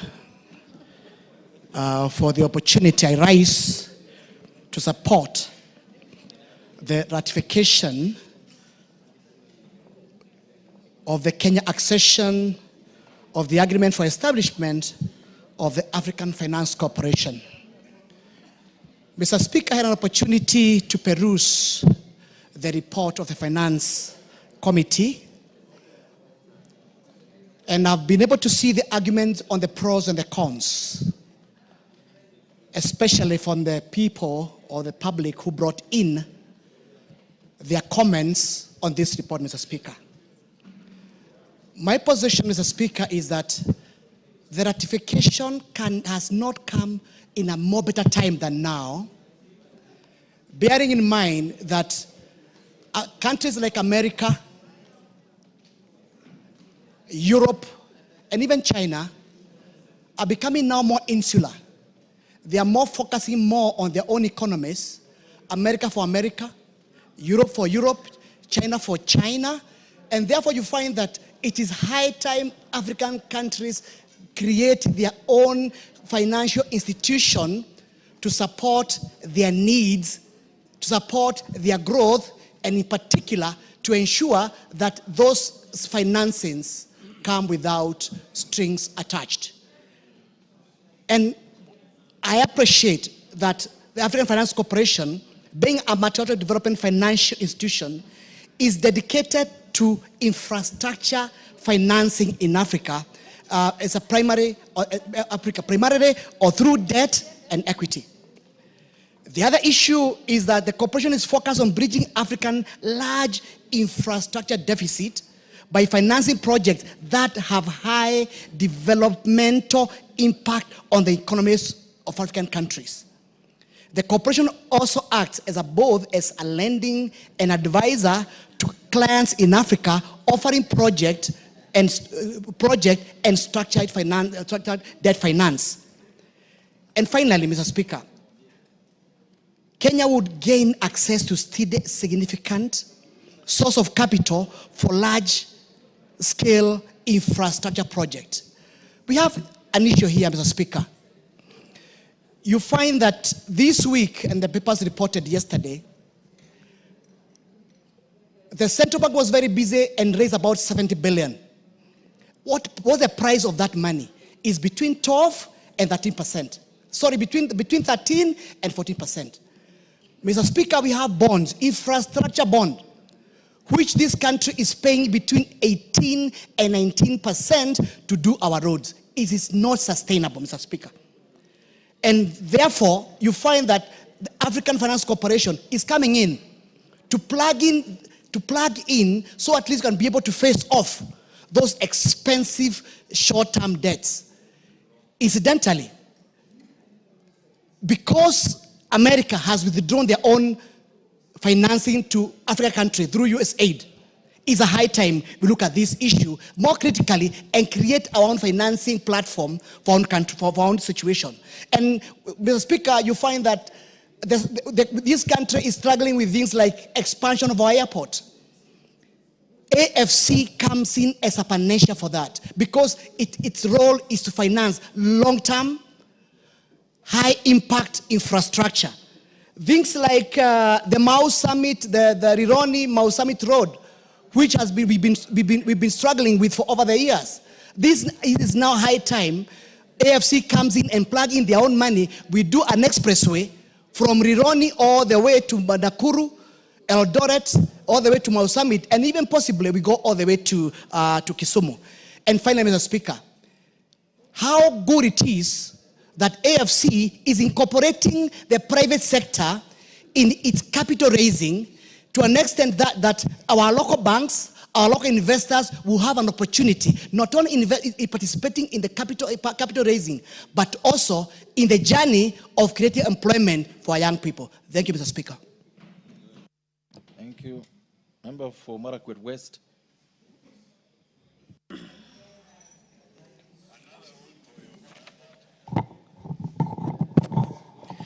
Thank you, Honorable Speaker, for giving me an opportunity to comment on this very important document that is before this House.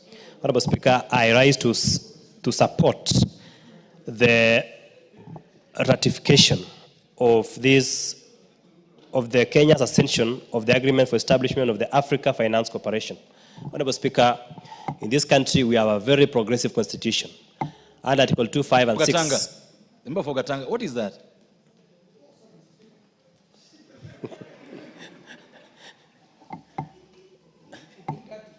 Go ahead, the member for Marakwet West. Honorable Speaker, I was saying that we have a very progressive constitution in our country, and Article 2, 5, and 6 of the Constitution provides that any international law document that is ratified by Kenya becomes or constitutes part of the laws of Kenya. So, Honorable Speaker, once we ratify this particular, the establishment of the African Finance Corporation, it means that it shall form part of the laws of this country. Honorable Speaker, this AFC, establishment of AFC is very important to our country because I have read it touches on issues to do with infrastructure. Honorable Speaker, Bretton Woods institutions, that is World Bank and IMF, we have always relied on them to support us in terms of infrastructure. But Honorable Speaker, if you compare, for example, the support that we get from AFDB, that is African Development Bank, AFDB, in terms of, for example, last mile connectivity, Kenya as a country would not be able, under the exchequer, to be able to fund the issue of last mile connectivity in this country, but AFDB has played a very significant role in supporting our country to fund certain projects. So, Honorable Speaker, AFDB so far, if you read this document, has given us 488 billion shillings, the highest in Africa. So, Honorable Speaker, we cannot be left behind. If you run through this document, Honorable Speaker, so far, 43 African countries have ratified this particular, have ratified the establishment of AFC. So, Honorable Speaker, we cannot be left out as a country. Kenya is a very progressive country in Africa. It is known for its, in terms of development that we've achieved as a country, and therefore there is absolutely no reason why we should be left behind. The only issue that I have, Honorable Speaker, if you look at page 2 of the document, in the second last paragraph, it indicates that Kenya's AFC membership was ratified by the Cabinet on 7th of April 2017. I think that should be expunged from record, because I don't think that the Cabinet ratifies such instruments. It is the National Assembly that is mandated by the Constitution and other laws to ratify. I think, in my opinion, the Cabinet approves, then Parliament ratified. Thank you, Honorable Speaker. I submit. Thank you. Member for Butere.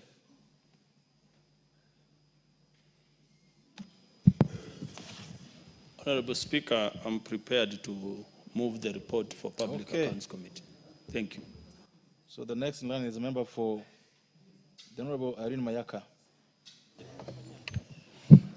Thank you, Honorable Speaker. Honorable Speaker, I also stand to support this particular motion, which seeks to ratification of Kenya's accession of the agreement for establishing the African Finance Corporation.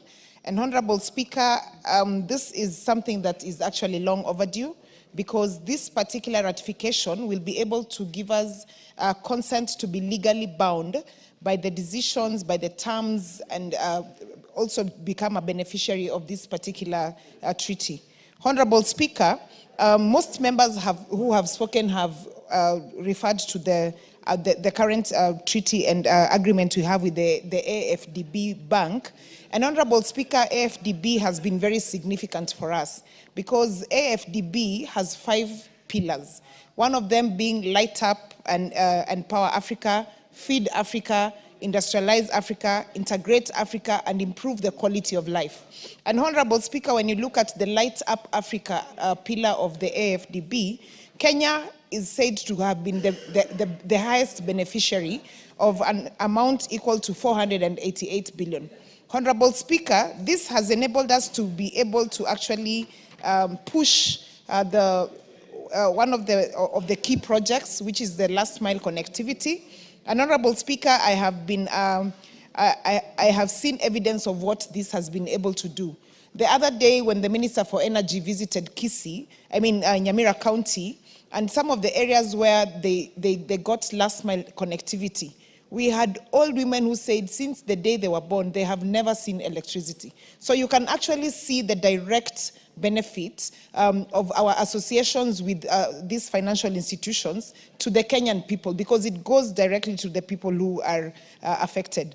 Honorable Speaker, the committee has also highlighted about utilization of affordable local financial institutions vis-a-vis relying on the Bretton Woods institutions. And Honorable Speaker, some of the benefits of this is because it enables us to have personalized services, community connection and industrialization, and actually enable us to ensure that the lending flexibility is down to the local people. Unlike the Bretton Woods organizations like IMF and World Bank, who have a global view. And Honorable Speaker, lately we have also been in a situation where, as a country, we need to start thinking and exploring other avenues of actually getting financing and donations to this particular country, because we have 2 very gaping examples. One of them being the ongoing stoppage of the donor funds for the USAID. And recently, Honorable Speaker, an issue that as the women parliamentarians, we were speaking about this morning when we were appraised of the fact that the immunization of our children is actually going to be affected because of the diminished donor funds towards that particular exercise. So, Honorable Speaker, these are some of the things that as a country, again, I say this is something that is long overdue because it's really going to help us to ensure that we have this. Honorable Speaker, I look at the countries who have already gone ahead of us and ratified this particular treaty. And it saddens me because Kenya is thought to be a very forward-thinking country. It's one of the most, one of the countries in Africa that has the highest literacy rate.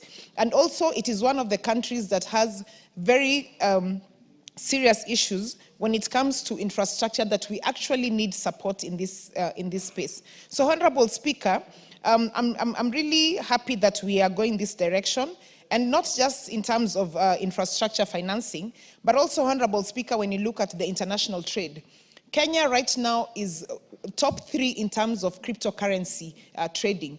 And I like the fact that in particular the Finance Committee is going to bring to us a virtual assets bill, which is going to really speak into this particular space because we are leaders in this particular market. And once we do have the specific legislations in place to support this, then this is going to be really good for us. So, Honorable Speaker, with those very few remarks, I once again want to support this motion and encourage the fact that we should go forward with this. I thank you and I submit. Thank you. All members, seated in the Speaker's Gallery are students visiting from St. Gertrude Kinthithe Secondary School of Runyenje's constituency in Embu County.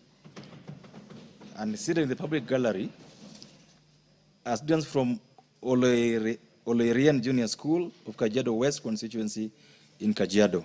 They are welcome to follow proceedings this afternoon and invite members to welcome them to the House this afternoon, or this evening for that matter. And I would give the Honorable Sumkuya a minute to welcome both of the schools to the August House.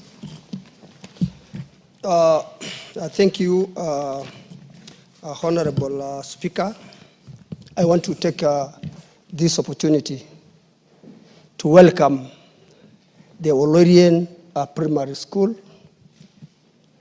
the principal of the school, the deputy, and the entire teaching staff. This is a school of my just immediate in my village, and I want to take this opportunity to welcome. This is a parliament of Kenya. This is a great August House. It is a house of legislation, the house of representation and oversight. We do oversight. And I know that if you work hard, you will be able to be here when God given you a chance by working hard. Work hard, read hard, pull up your socks, and you will be able to be here. All great men in this country, including Honorable Sunkuya, the great men and women in this country, including the first president of the Republic of Kenya, Mzee Jomo Kenyatta, President Moi, President Uhuru Kenyatta, William Ruto, the former Prime Minister, and many other people, including the Honorable Saitoti, were the people who came here, including Raila, the Baba, the man and the only, who knows peace in this country, and the factor of the ODM in many other great men. Thank you. So work hard, you will get a chance to be here. Thank you. This is a school that I know the school had produced many leaders across Kajiado County that are in higher offices now. I take this opportunity to congratulate you for getting this opportunity to be here. Thank you. Thank you. Not allowed to do that. We don't allow us to, the guests to clap. Maybe there was. Yeah, we don't allow guests to clap. So I don't know what you told your students. But next time they should not clap. The member for Funyula. Thank you, Honorable Speaker. I want you to appreciate and understand it's a very rare occasion that the boys and the girls can sit there. So that excitement, please forgive them and allow them to revel in their appearance in this house. They are forgiven. Thank you, Honorable Speaker. I also stand here to support the motion for ratification of the treaty to establish for Kenya to join African Finance Corporation. Honorable Speaker, as the mover has put it very clear, the development needs for Kenya are far too much, and we are unable to finance them using local exchequer and local generated resources. Honorable Speaker, if you remember, Brethren institutions were formed immediately after the Second World War, or around thereabout, to address infrastructure challenges that were affecting many countries after the war and those in the colonies. Over the years, Honorable Speaker, of course, we'll expect the demand on IMF and World Bank is going to be over.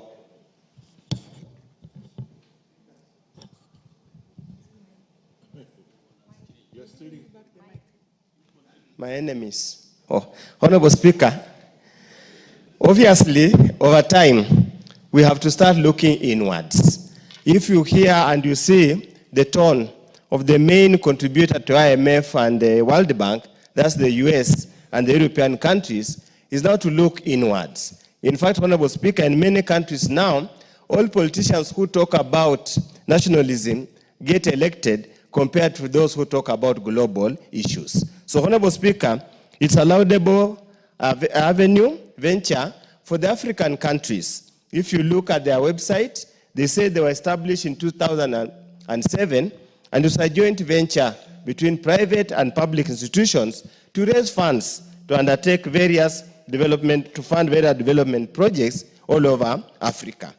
As of today, Honorable Speaker, it has got about 45 members. Some have already ratified, some have not yet ratified. And so far, they say they have disbursed close to $15 billion to projects across the 6 countries, and I have seen Kenya is one of them.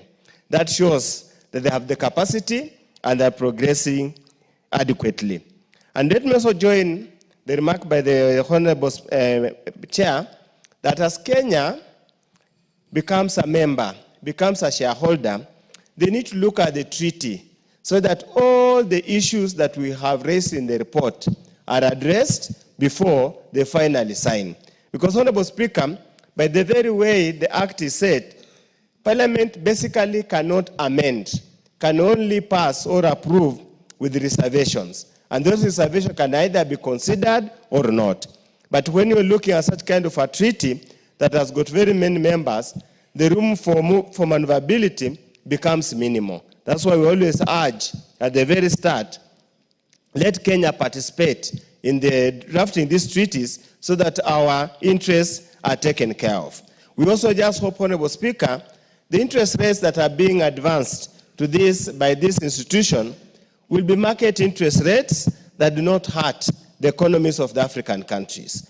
Many times, you'd find that it becomes more expensive, probably borrowing from this local institution compared to international institutions. So I'd want to urge the shareholders and the managers at AFC to make sure that whenever they give funding, let it be at reasonable interest rate. But mostly importantly, Honorable Speaker, I also want to urge the leaders or the managers that many times African countries get loans, get project financing loans, but none of the projects that are meant to happen or to be financed actually end up being financed. There have been many stories that they were supposed to build 10 kilometers road. What you see is 1 kilometer road of only 3 meters wide, yet the money has been expended. So they have a fiduciary duty to ensure that as they advance funds, that the funds are used for the very purpose they were meant for. Finally, as I conclude, Honorable Speaker, as Kenya continues to borrow to finance projects, let there be equity and fair distribution of those projects throughout the country. We can't all of us shoulder the burden of paying debt, yet it's only some regions that benefit from those projects and others just become mere spectators. With those few remarks, Honorable Speaker, I support. The member for Kwanza.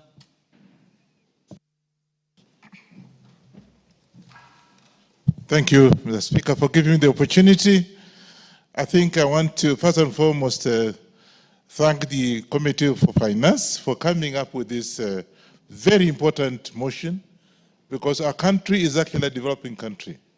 And I can tell you, I think, thinking outside the box, we, as many members have said, it's been very expensive for us to be able to develop.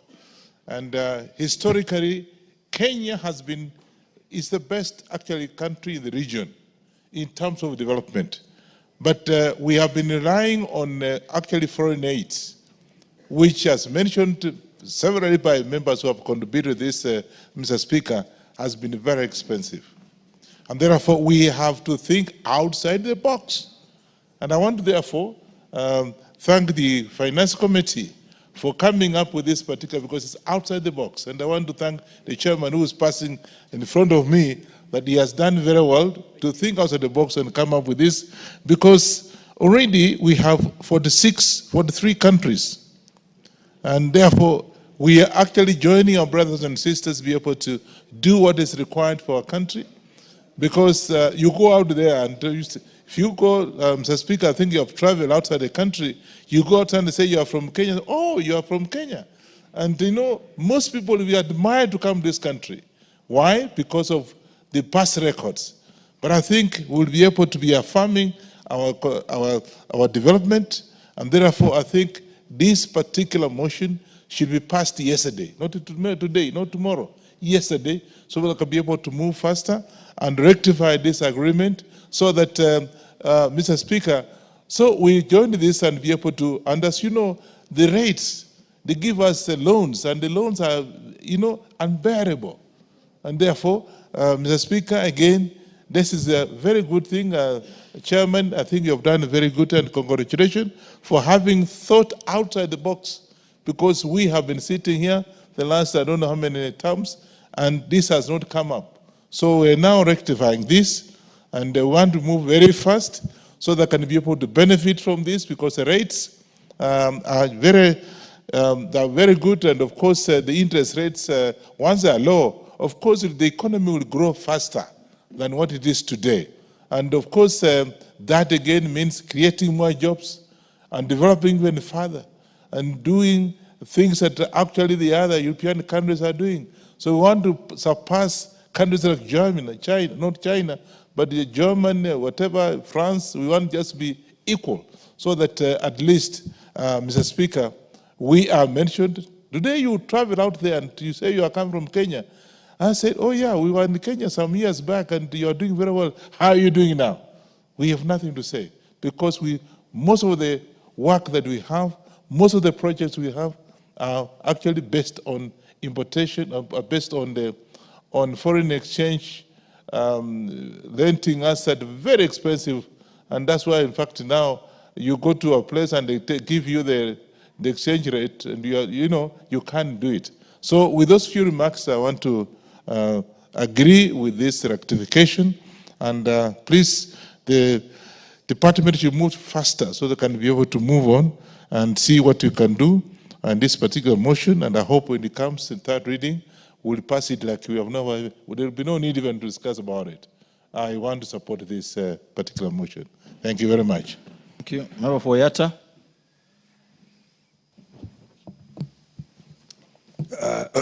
Thank you, Speaker, for giving me the floor to contribute or to weigh in my points in the moving or supporting the motion to ratify Kenyans' accession to the establishment of the Africa Finance Corporation. Mr. Speaker, if you look at the world today, America is saying America first. Trump is even cutting aid to the rest of the world, and as a result, even Europe is actually regrouping and is trying to protect itself from the effects of Trump and what is happening in the United States. Now it is a high time for Africa to also follow suit and be self-reliant, Mr. Speaker. If you look at what has been happening, we have been over-relying on IMF and the World Bank, whose interest is to advance the interests of the United States, not to support Africans. And if you look at the interest rate that the IMF and the World Bank has been giving Africa, is quite high, Mr. Speaker. And also they bring conditions like the structural adjustment programs that were there in the 90s. Even today, we have the same conditions. And it explains why many of African nations are still grappling with poverty and struggling to emerge from economic suffering that they have been subjected to since 1963 and time of colonialism, Mr. Speaker. Therefore, this particular motion comes timely, and as I said, I fully support the joining of Kenya to the African Finance Corporation. The most important thing that we need to understand, and some of the benefits that we are going to derive or to get from joining AFC, it includes, one, support on infrastructure development. We are still struggling with the poor roads. Energy sector is a big challenge. You can look at the rural electrification, where many constituencies, for example, Yatta, where we are at below 30% electric connectivity at the rural areas. Telecommunication is also another area where we are struggling, and through the Africa Finance Corporation, we'll be able to get low-cost loans to support infrastructure development. Another area which will be important is to support long-term financing, which are going to revive the economy and support development holistically in the country, Mr. Speaker.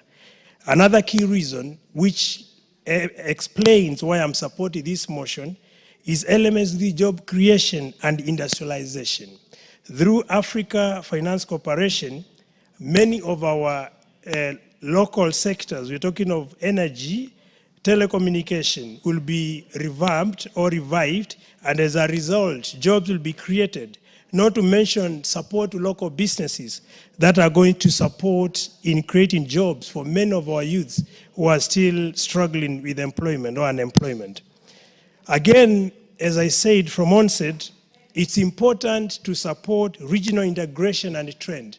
And this can only be realized or actualized by Kenya joining the Africa Finance Corporation, so that it becomes part and parcel to the 43 states that have already joined the Africa Finance Corporation. If you look at the BRICS, for example, that is the Brazil, we're talking of Russia, we're talking of India, we're talking of South Africa. They are giving an alternative to the World Bank and IMF.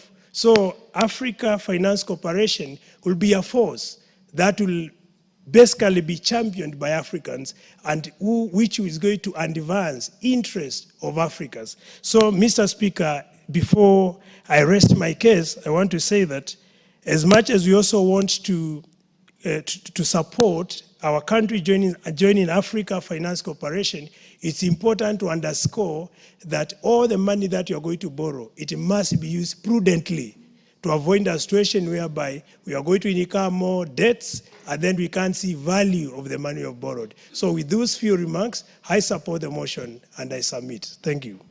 Thank you. The member for Horn Bay Town. Thank you, Mr. Speaker. Mr. Speaker, the world is operating under a very difficult economic environment, more so for the African countries. And Mr. Speaker, when this is happening, the bigger states which have been giving aids, which have been giving donor support, are all looking inwards. And it is only right that they do so. Because the obligation of every state is to first consider themselves.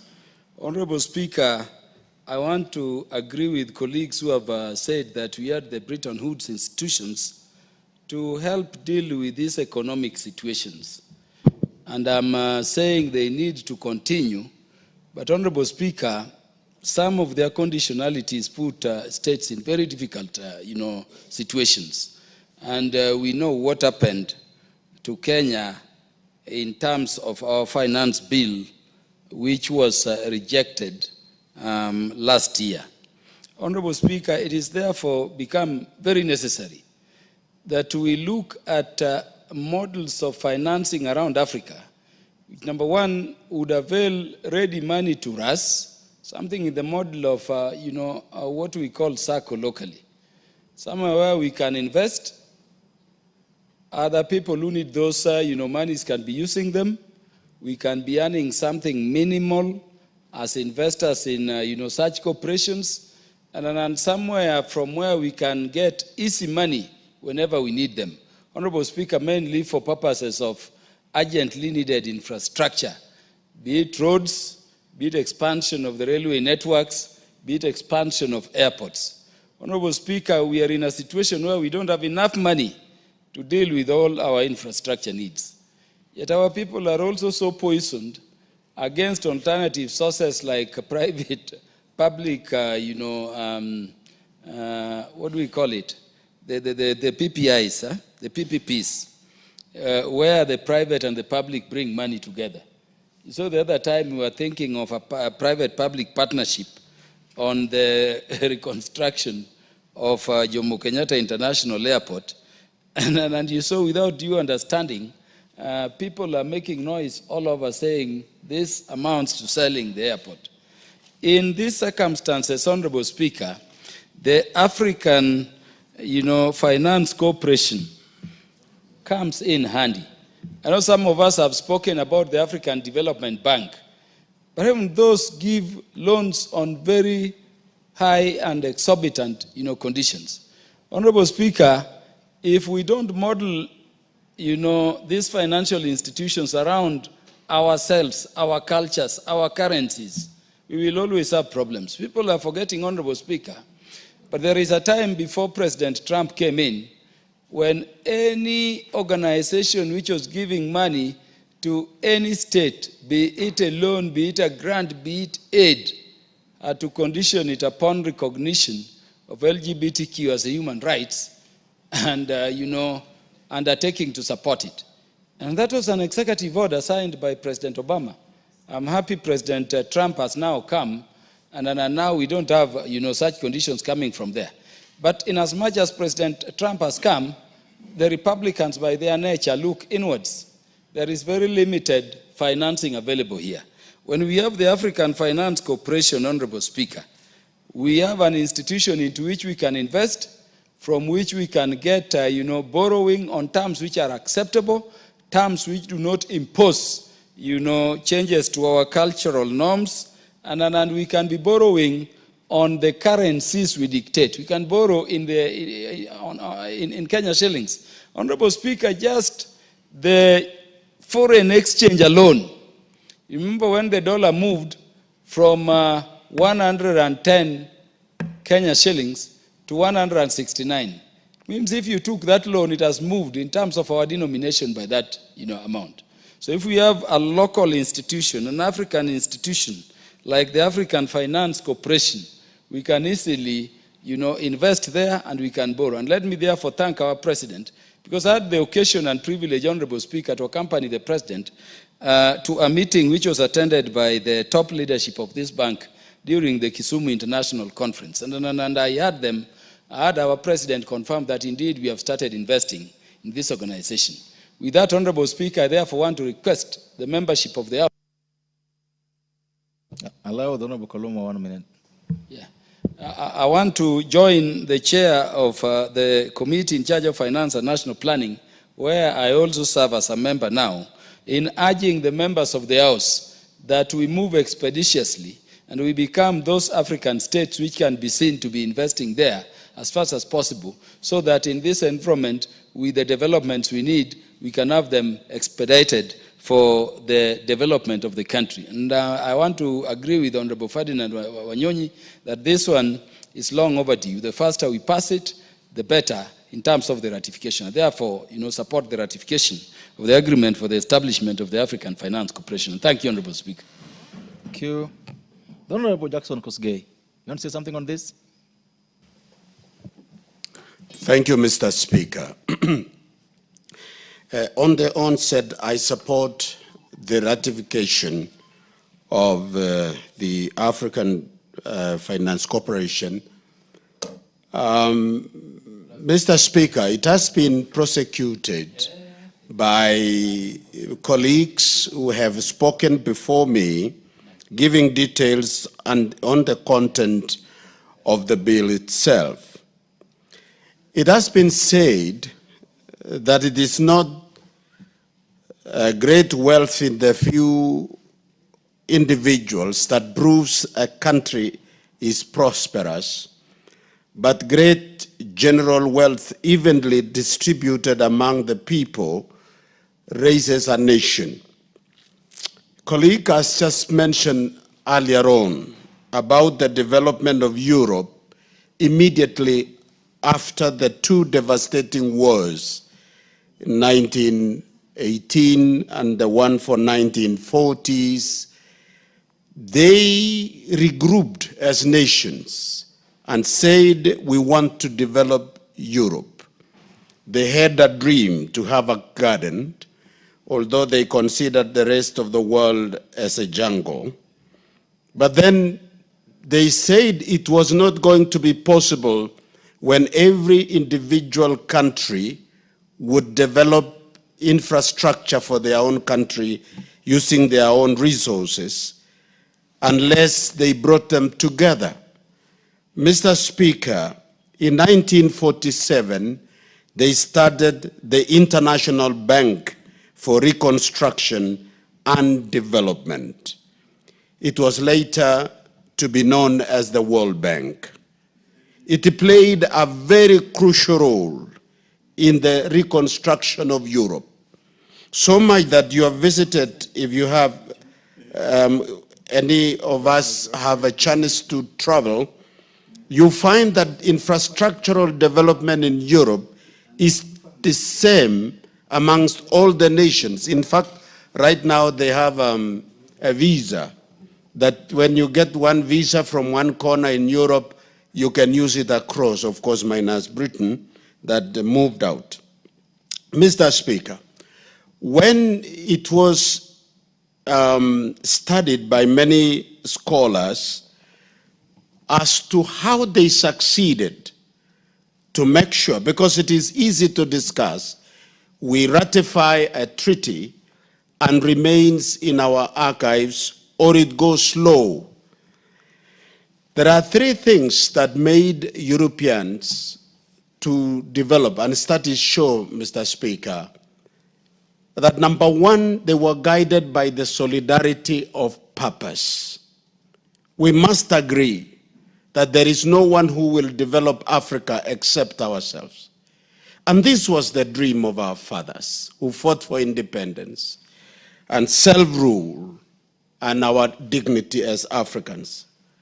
The second thing that came out very clearly, studying and looking into the motivation behind the European nation, was a sound fiscal policies in their own countries, where they became intentional in the correct collection of revenues, use of their revenues to meet their recurrent expenses, and development and payment of debts. They were very serious and timely.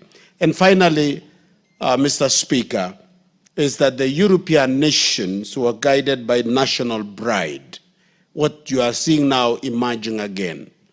It is our appeal, as we pass this at an appropriate time, we must be proud to be ourselves, and we must be proud of our continent, Mr. Speaker, and work as a team and have to be guided by patriotism and the love of our own country. With that, I support the motion.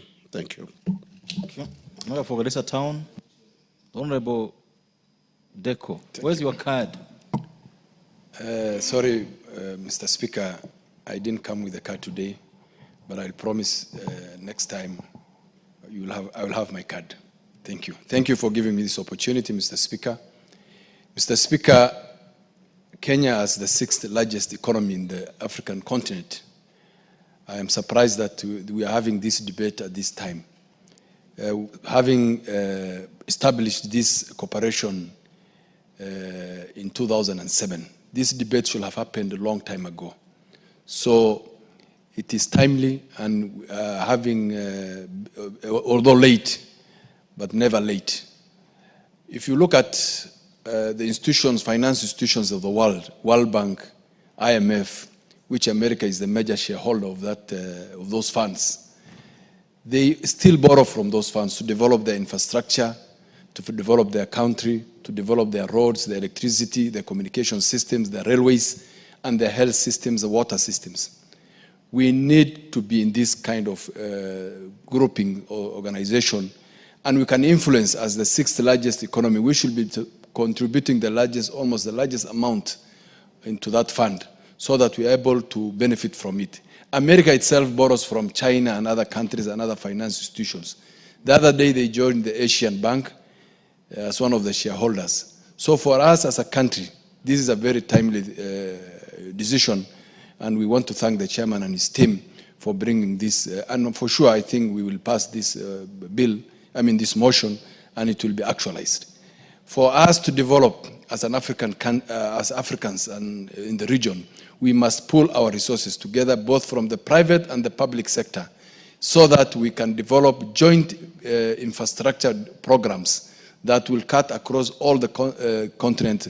We are endowed with a lot of resources as a region, as an African continent, but we lack these kind of organizations to put into place support systems for us as a region to develop. IMF, World Bank, and other borrowing institutions we borrow from have very high interest rates. United States borrows at maybe 0.5% of what they borrow. But at the same time, at the World Bank, they charge us double-digit percentage borrowing to borrow from them. They are using our money, that the interest they gain from us, to develop their regions and their countries. So for me, I support the motion, and I think it's timely. And thank you very much for the time. Member for Saku. Thank you very much, Honorable Speaker.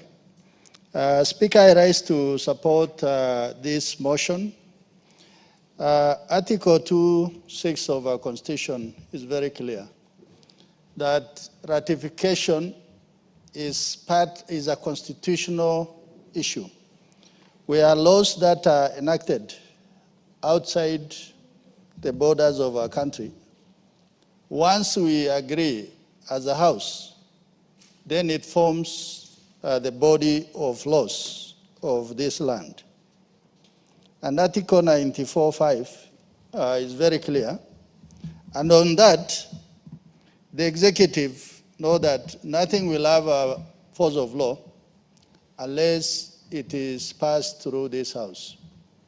So for that reason, I want to thank the Chair of Finance. Like what honorable colleagues have said, it is very strange that one of the largest economies in Africa, the largest in East Africa, in this region, in the Horn Central, and yet 45 other countries out of 53 had already made this part of their laws, but we were still sitting on our hands. To this, I want to really thank the President of Kenya, because like Clinton, in the 90s when he became the president, he said economy is stupid. He decided to focus economy as the centerpiece of his presidency. And that is why America achieved growth. When this president started, he was able to engage the world on behalf of this country. But many people are saying, why is the president jumping from one plane to another? Without understanding that this president was trying to put Kenya at the center of the world for this country to thrive economically. The Marshall Plan, immediately after the Second World War, could not be executed without a bank. And that is why World Bank, then the Bank for Reconstruction and Development, had to be brought to stand, or the Americans were able to establish that bank to be able to rebuild Europe through a Marshall Plan. Honorable Speaker, when we look at the world today, more and more, the world is turning unilateralism, where America is inward looking. The sort of legacy we used to enjoy through bilateral support from the British, the Americans, the Germans, it is no longer there. Even our engagement with China on bilateral, it is largely driven by their national interest. What is it that they want to get from Kenya through foreign direct investment? So when we say, let us go regionalism, the world is going regionalism, really. Very few countries are trying to survive on their own. Actually, you can't survive on your own if you really want to develop and look after your people, wherever they may be. So for that reason, I think this is a very important piece of legislation that we must pass as a House. And like Honorable MP for Kwanza said, it should not be on the floor of this House today. This thing should have come 10, 15 years ago, so that Kenya plays its rightful place in the community of African nations. Finally, Honorable Speaker, we have the African Development Bank. More and more we see its activities is more pronounced, more pitched than what we used to get through World Bank and IMF and other international donors, including the... Allow him 1 minute to finalize. We are getting from the African Development Bank more traction in our development on electricity, on roads, on water, more than what we are experiencing with World Bank and IMF and other multilateral donors, including the European Union Fund. So for that reason, like somebody said, that Africa is our business, so we must do business with Africa. With those remarks, Honorable Speaker, thank you for indulging me. Member for Sema, you wanted to speak on this? Yes. Okay, go ahead and probably last one. Thank you, Mr. Speaker, for giving me this opportunity. Mr. Speaker, I rise to support this, that we should sign this. And my main reason is we should have signed it long time ago. This thing was founded in 2007. Kenya became a member in 2017.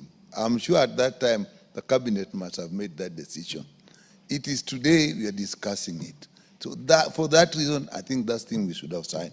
Number two, Africa needs to work together.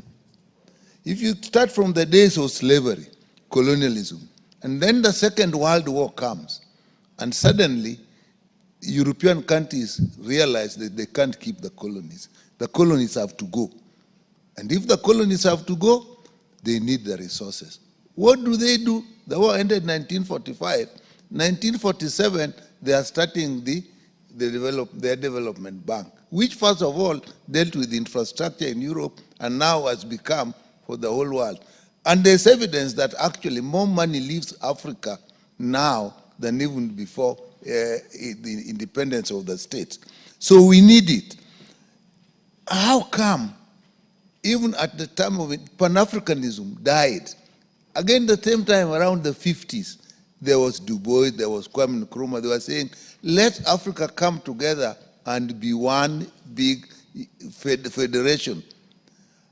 If you look at the USA, 1774 really is when the problem started, when the individuals started to have problems with the king.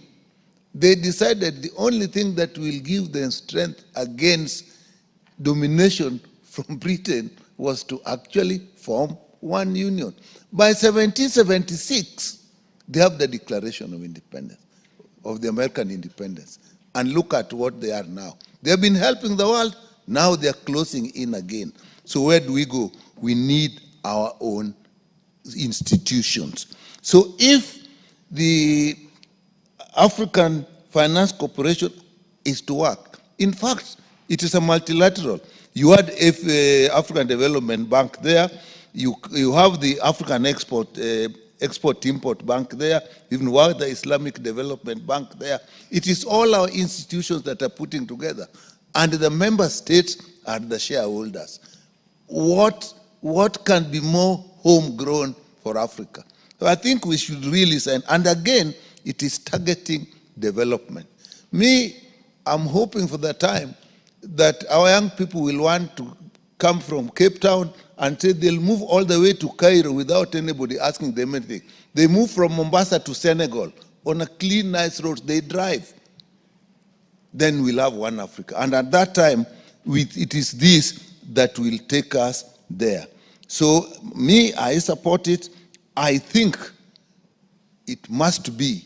But the one big problem in Africa we must know is that when politics has made a decision like it has made a nice decision, it must yield to the realities of professionalism. There are laws of nature that politics cannot control. That time, you need professionals. Let's yield to them, let them develop this bank, and so that Africa can benefit from its huge resources, and even it's got the youngest population in the world. So with that, a financing institution, proper politics, we should actually be the new horizon of development. After China, after India, it must be Africa. And this, in my view, is the beginning. Mr. Speaker, I support. The member for Garissa, are you waiting to speak on the motion coming up? Okay, the Honorable Member for Tinderet. Thank you, Mr. Speaker. Mr. Speaker, I want to rise to support the ratification of this treaty creating the African Finance Corporation.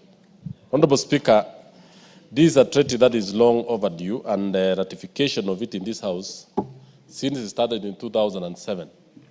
Honorable Speaker, Africa is one of the wealthiest continents in the world. In terms of population, it has a very young, energetic, and very educated society. Two, it has a large extractive resources, gold, all the minerals, oil, iron ore, cobalt, and all these others. Honorable Speaker, one of the problems facing Africa today is lack of strong financial institutions. When the African Development Bank was established, it has led to development of large infrastructural projects across the continent, which has seen the development of good roads, large power lines or grid or power grids. It has also led to development of institutions, research centers, and many others. That Africa sat down and saw the need to establish Africa Finance Corporation was actually aimed at establishing a lending financier and advisor to clients across Africa, offering structured debt finance, trade finance, and expansion equity. Honorable Speaker, when you look at developing nations or developed parts of the world, there is a lot of strength in synergy. There is a lot of strength or wealth in people or communities coming together. Let's look the case of the European Union, the European Bank. Look the case of the Asian tigers. Honorable Speaker, they've all come up as a result of coming together and teaming up. Since the establishment of the African Finance Corporation in 2007, it has investments over $2 billion across several countries in Africa. And in so doing, we are actually going, poverty and disease will be a thing of the past in the near future. Honorable Speaker, as we move towards the Union, and I think that Kenya is a member of the Pan-African Union, the parliament in South Africa, it is very important as we move towards a political union, we need to move towards a financial union. And the aspects that we are talking about is the fiscal and monetary union. We also need to move as a continent to ensure that our people are able to move across the continent easily by having huge trunk roads. Therefore, you'll see the movement of goods from the western part of Africa, from the southern part of Africa to Cairo. And all this will be achieved when proper roads are built, proper electricity grids, or connecting lines that will enable and actually will fuel trade, especially in ICT, trade in software, and more importantly, it will also ease the movement of goods across. Through this, there are a number of rivers in Africa that are easily navigable. The Nile is an example. Actually, it is now time that we are able to use the resources from such institutions as African Cooperation to make sure that most of the large rivers are actually built. We have ocean-going ships, even along the Zambezi and the other rivers. So, Honorable Speaker, I rise to support this. One thing which I want to ask is that other member states within Africa should move fast and easily so that we ratify this particular treaty the way Kenya is doing it, and therefore it will promote trade and development across the continent. I thank you, Honorable Speaker. Actually, we are number 43. Yes. Others have come on board already. It's us who have delayed. It's us who have delayed. No, the fund is already working. It's us who have delayed. That's why the speed is necessary. Honourable members, there being no further interest on this motion, I would then request the move of this motion to reply. Honourable Speaker, Africa is not just the landmass. Africa is about the people of Africa. This ratification of this treaty for African Finance Corporation will show our commitment to our Africanness and really investing where the interests are. Honorable Speaker, I look forward to the times, and this is an awakening call to all other African countries, that the reliance on the West must come to an end. As President Uhuru actually said the other day, we expect Americans to help us and we don't pay taxes in America. We expect China to help us and we don't pay taxes in China. So that support that they're going to give us from the taxpayers of those particular countries come with conditionalities, come with interests.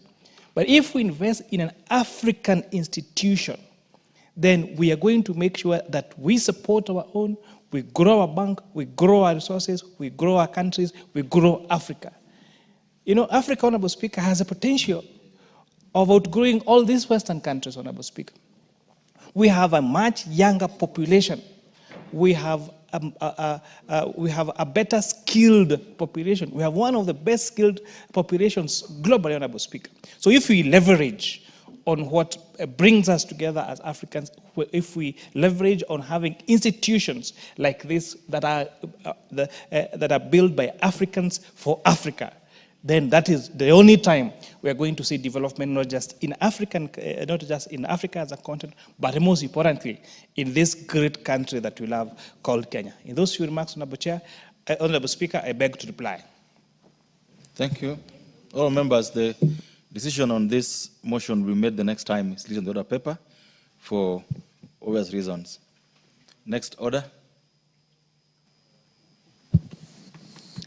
Order number 9, motion, consideration of the report of the Auditor General on the financial statements for the national government ministries, departments, and agencies for the financial year 2021-2022.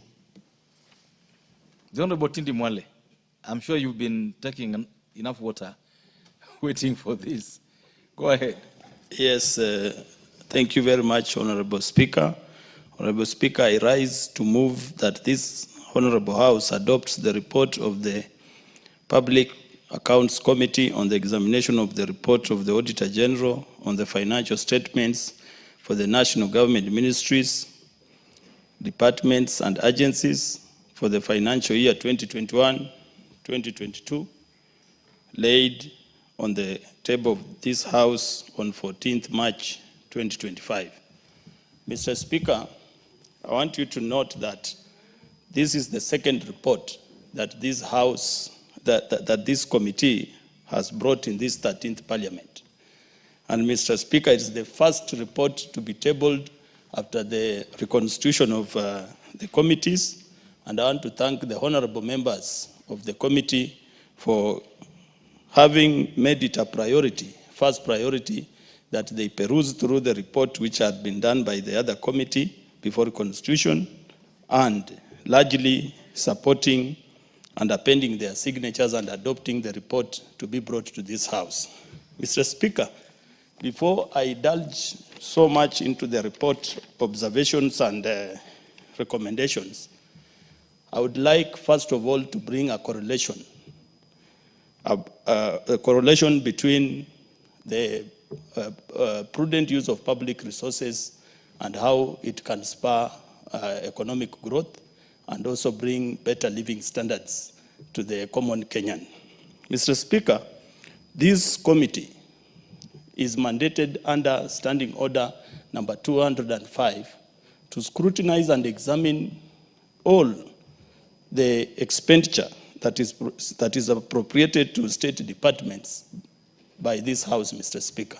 And therefore, Mr. Speaker, if we don't get it right on the use and prudent use of resources in this country, then we are not getting, then, Mr. Speaker, we're not going to get it right when it comes to the economic growth of this country. Mr. Speaker, when we talk about economy, you talk about GDP, Mr. Speaker, and not just nominal GDP, but real GDP, Mr. Speaker. Mr. Speaker, from the formula of GDP, which is C, Mr. Speaker, plus I plus G, plus in bracket X minus M, where X minus M is the net export. And Mr. Speaker, the component which I want to pay a lot of respect on before I go to the recommendation of the committee is the component of G, which is government investments. Mr. Speaker, much of government investments is done and appropriated by this House. And this investment is given to state departments, agencies, and much of this investment, Mr. Speaker, is the one that the Auditor General goes and audits to find out if we have prudent use of these funds, Mr. Speaker. And therefore, Mr. Speaker, if we don't get it right on prudent use of government resources, if we don't get it right on prudent use of taxpayers' money, then there's no way the economy shall grow, because we are going to get a situation where the economy is going to be affected and the common mwananchi is going to have difficulty in terms of affording essential goods and services. Mr. Speaker, when you talk about GDP, I want to narrow down and talk about real GDP, because real GDP, Mr. Speaker, is the one that is going to give us the true standing or standards of living of the common mwananchi, Mr. Speaker. And Mr. Speaker, for us to get the real GDP, we have to factor in the GDP deflector, which we compare it with inflation, Mr. Speaker. And this inflation, if we are not careful, if we have mismanagement of public funds, which brings about corruption, which brings about illicit trade, Mr. Speaker. This is going to affect the prices of commodities and services, and this, in the long run, affects the consumer price index, which is used to gauge the inflation rate of an economy, Mr. Speaker. And therefore, Mr. Speaker, I want to assure this House that the committee has done a good report, and this report is going to address so many issues which had been raised by the Auditor General in terms of looking at the financial statements of state corporations, agencies, and other state departments. Mr. Speaker, when I go back to the report, this report, Mr. Speaker, had guiding principles. And one of the guiding principles, Mr. Speaker, is Chapter 12 of the Constitution of Kenya. Chapter 12 of the Constitution of Kenya, Mr. Speaker, deals with the principles and the framework of public finance. Mr. Speaker, also the guiding principle number 2 was the Public Finance Management Act 2012, which stipulates on how accounting officers are supposed to utilize and manage state resources. Mr. Speaker, the other guiding principle which we based on was on Public Procurement and Asset Disposal Act 2015. As you are aware, Mr. Speaker, all government resources are spent through procurement. And therefore, if those laws and regulations under the Public Procurement and Asset Disposal Act 2015 are not followed, then we are going to have a problem when it comes to getting a prudent use or having value for money when we talk about using public resources. Mr. Speaker, the other principle we used was the Public Act 2015. The other one is the Accounts Act 2008 and International Public Sector Accounting Standards, IPSAS, among other provisions of the law that empowers Parliament to oversight public institutions. Mr. Speaker, this report is a 1,116-page report, and it has all the state agencies and votes that get disbursement from this honorable House, Mr. Speaker. Mr. Speaker, the Auditor General brought forward 326 audit opinions, Mr. Speaker, and I want to refer members to page 13 of the audit report, Mr. Speaker. Mr. Speaker, this report stipulates that on donor projects, we had 216 audit opinions. On revenue statements, we had 13. On MDS, ministries, departments, and agencies, we had 71, Mr. Speaker. And Mr. Speaker, you can note that on donor projects, that's where we have a lot of audit opinion. And therefore, as much as we are talking of forming the Africa Finance Corporation, which I know the end game is to borrow money to invest in this country, we need to emphasize on proper management of these funds so that we don't get a lot of qualified opinion from the auditor, Mr. Speaker. Mr. Speaker, going further, just to give my colleagues a glimpse of the terms used by the Auditor General, when I refer to unqualified audit opinion from the Auditor General's office, that is considered to be a clean report. And when I talk about unqualified audit opinion, Mr. Speaker, that one means that despite the financial statements having been submitted, there is some veracity on certain expenditure which the auditor that wants the State Department to furnish more information, Mr. Speaker. Mr. Speaker, in the interest of time, because I know Parliament is going to rise at 7 p.m., and I have my Vice Chair to second, and also members who have been waiting to contribute, I want to summarize the report, Mr. Speaker. And to summarize, Mr. Speaker, we have the observations and recommendations. The first recommendation, Mr. Speaker, observation and recommendation, is the poor accounting standards and general incapacity of some accounting units, Mr. Speaker. Mr. Speaker, you'll find sometimes you might find staff in the State Department, Mr. Speaker. And these staff, they are there, they are qualified, but there are some of them who are not relevant with the laws, Mr. Speaker, and the regulations, Mr. Speaker. And therefore, we are recommending as a committee, and I want to read for it to be captured, that the committee recommends that the National Treasury conducts periodic sensitization and capacity building of all accounting officers, finance staff, and procurement officers across government on their responsibilities during the audit cycle and adherence to IPSAS, Mr. Speaker. Mr. Speaker, the second recommendation and observation is on the late submission of supporting documents, Mr. Speaker. Mr. Speaker, you'll find that for the Office of the Auditor General to be able to come up with an unqualified opinion, Mr. Speaker, you have to furnish relevant documentation and supporting documentation to prove that this is what the funds were used for.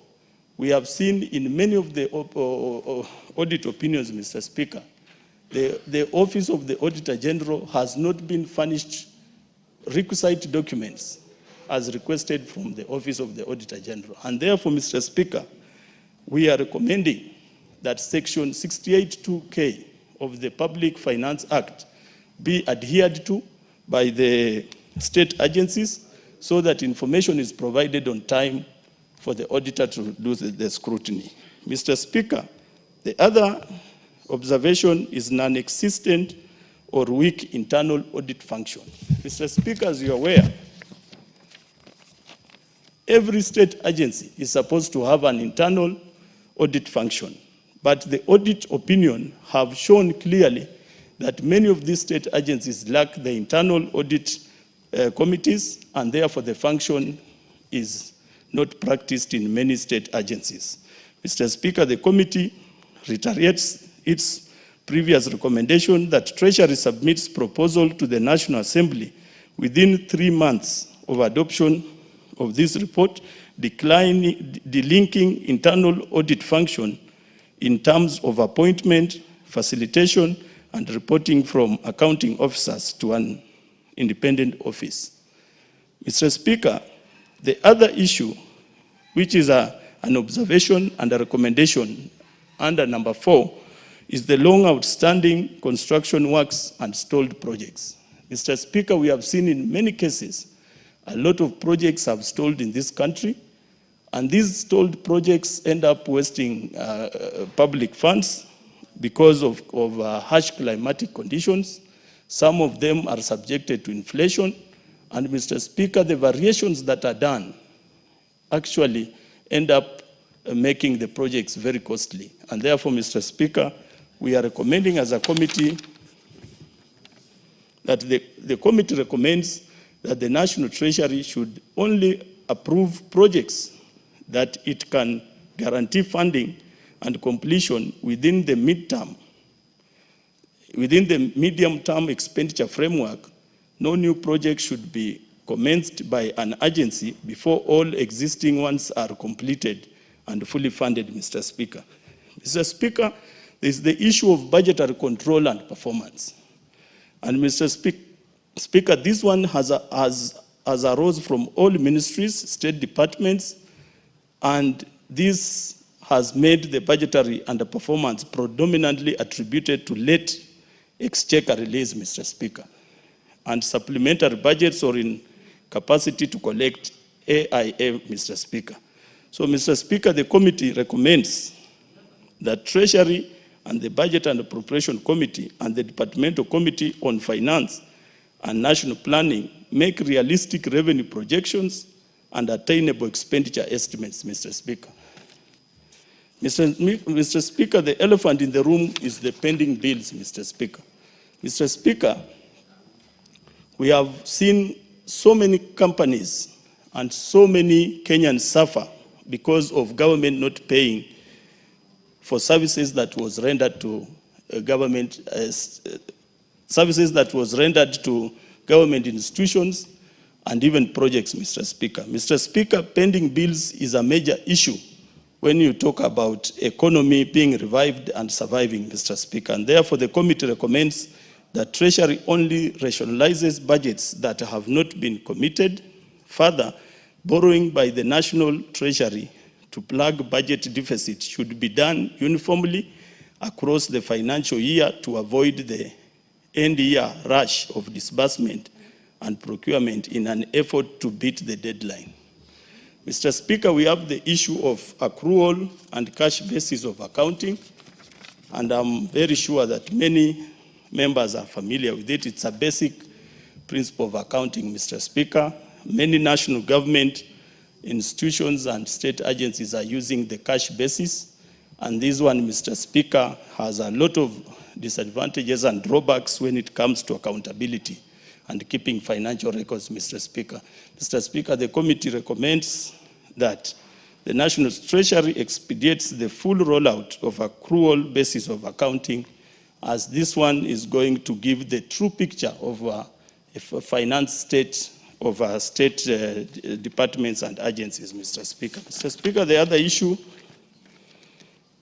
I'm looking at time, Mr. Speaker. We are heading to 7 p.m. That's why you see I'm summarizing, that I give my vice the ample time to second and also members to contribute. The 9th issue on our observation and recommendation, Mr. Speaker, is the dual implementation of projects between county and national government, Mr. Speaker. The duplication of projects, where you find the county government is doing a project and the same project is being done by the national government, Mr. Speaker. So the committee reiterates its recommendation that such funds be wholly issued to the implementing agency as conditional grants rather than mongrel arrangement that currently subsists, Mr. Speaker. And Mr. Speaker, we have failure / delay to compensate landowners. We have had this issue all along, where especially under the Ministry of Energy, you find a state agency wants to do a power line, but compensating the landowners the way they live becomes an issue.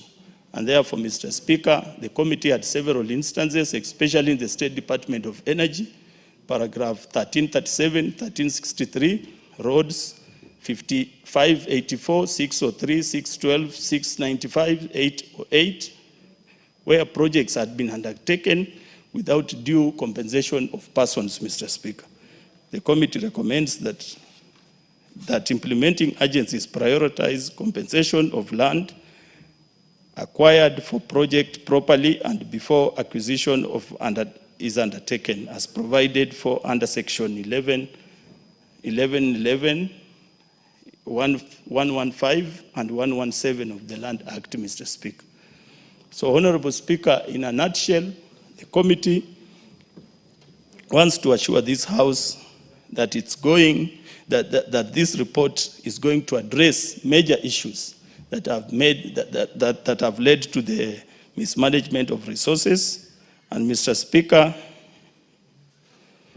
just for a nutshell, just to go further to state some of the recommendations which the committee has done, is that the committee did not shy away from prescribing punitive sanctions to gross violation of the law. For instance, the committee has referred paragraph 216, 222, 294, 1476, 1471 to the Ethics and Anti-Corruption Commission to investigate, Mr. Speaker. Mr. Speaker, as I wind up, as I had earlier mentioned, the centrality of this report in the division of revenue bill during the 2021-2022 financial year, total revenue recorded under various revenue statements as received by the national government amounted to Kenyan shillings 2,228,236,839,950, representing an increase of Kenyan shillings 314,593,858,000 437, or about 18% when compared to actual collection of Kenya shillings 1,713,642,981,513, realized in the previous year 2020-2021. The total revenue of 2,028,239,839,950, comprised of Kenyan shillings 1,920,434,85,078 as shareable revenue. Kenyan shillings 46,756,750,697 as receipts from government, invest and public enterprises, and Kenyan shillings 61 billion 46,046,004,175 relating to development revenue.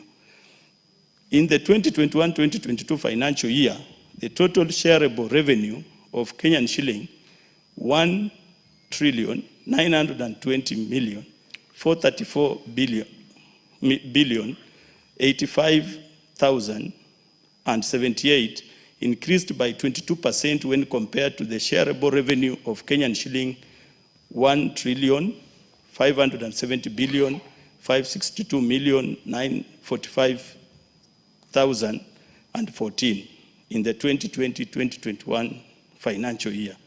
And therefore, Mr. Speaker, the final statement, the reason why I gave those figures is that the committee recommends that the total nationally collected revenue amount of Kenyan shilling 1,920,434,085,078 shillings forms the basis of sharing of revenue between the national and the county government as contemplated in Article 203(3) of the Constitution. Mr. Speaker, I want to stop there because of interest of time, but I want to assure members that this committee has done a good job and that members should support this report and adopt the report, and we will endeavor to make sure that public resources are utilized in accordance with the Constitution, in accordance with the Public Finance Management Act, and that, Mr. Speaker, the committee shall continue to execute its mandate to oversight state agencies as recommended by the Office of the Auditor General through audit opinions presented to the National Assembly, Mr. Speaker.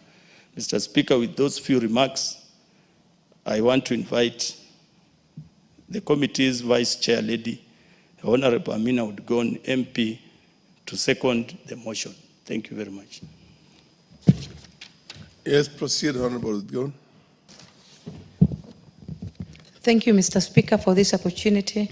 Honorable Speaker, I rise to second the motion that this Honorable House adopts the report of the Public Accounts Committee on the examination of the report of the Auditor General on the financial statement for the national government, ministries, departments, agencies for the financial year 2021-2022, laid on the table for this House on the 14th March 2025. Honorable Speaker, in addition to the general observations and recommendations given by the Chairman, who is the mover, allow me to expound on a few others. Honorable Speaker, my chair spoke of the pending bills. Honorable Speaker, as already mentioned, pending bills are a thorn in the flesh of government records. Other than the already stated budget cuts, some MDAs lack proper documentation, leading to accumulation of these bills. It is unbelievable, Mr. Speaker, that a government agency could procure a product or services, but it is unable to document the same. This is an avenue for corruption, Honorable Speaker, and all the procurement officers holding incomplete documentation must be put on notice, as this has the effect of frustrating genuine suppliers. Mr. Speaker, we all know the frustration Kenyans go through because of the pending bills. Many people were led into depression because of pending bills. Number two, Mr. Speaker, donor funding to non-priority areas.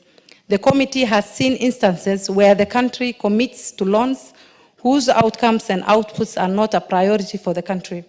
You find components of these loans, including items such as capacity building of government officials, workshops, and other recurrent expenditures. National Treasury must only commit the country to the loans that have direct benefit to the people of Kenya, Mr. Speaker. Honorable Speaker, allow me to also highlight a few challenges witnessed by the committee in execution of its mandate that's delaying production of this report. One of the challenges is, Mr. Speaker, perpetual request for reschedules. Some accounting officers have a habit of requesting for rescheduling of their appearances and hence hampering the committee's calendar. It is instructive to note that these same accounting officers, Mr. Speaker, never miss meetings for appropriation of budget, which also have strict timelines. Accounting officers are therefore put on notice that failure to appear will lead to recommendation like carried as it is. Honorable Speaker, lastly, Honorable Speaker, because of time, honorable members of this noble house will find the report enriching with the recommendations on each audit query. It is therefore that I second the motion to adopt the committee's report, and I thank you, Mr. Speaker.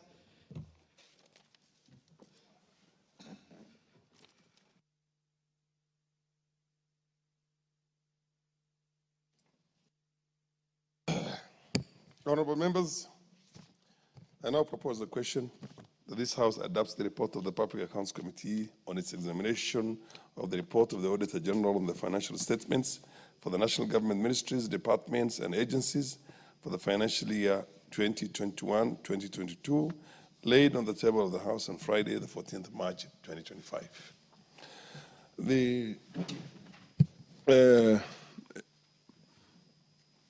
I'll give initially the chair of the Finance Committee and then Zulekha. Thank you very much, Honorable Speaker.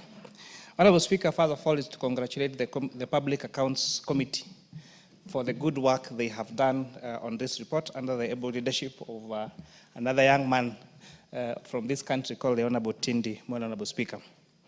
I served in the Public Accounts Committee in the last Parliament, Honorable Speaker, and I can say it's one of the busiest committees that does a lot of work on this particular document, Honorable Speaker, and for them to really table this report in this House takes tremendous work. So thank you for a job well done.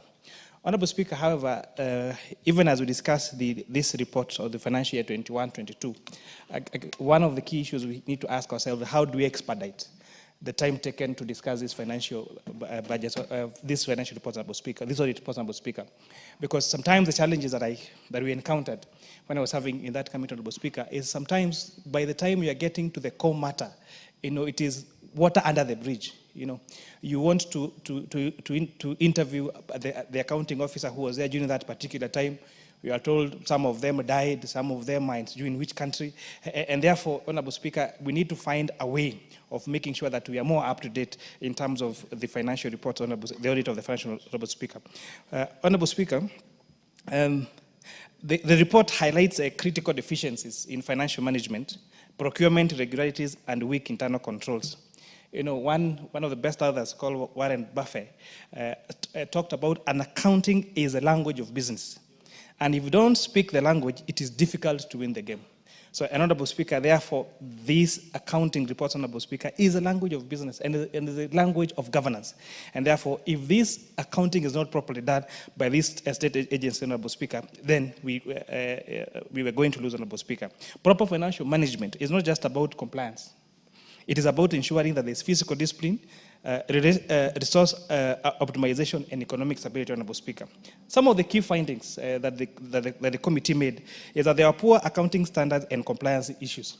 Despite, Honorable Speaker, with this MDS being staffed by professional accountants in every state department, Honorable Speaker, there were very many irregularities. For example, the Ministry of Agriculture and Livestock and Fisheries, there were unconfirmed receipts of like 96 million shillings. The Ministry of Water and Sanitation and Irrigation had material misstatements in their financial reports affecting large infrastructure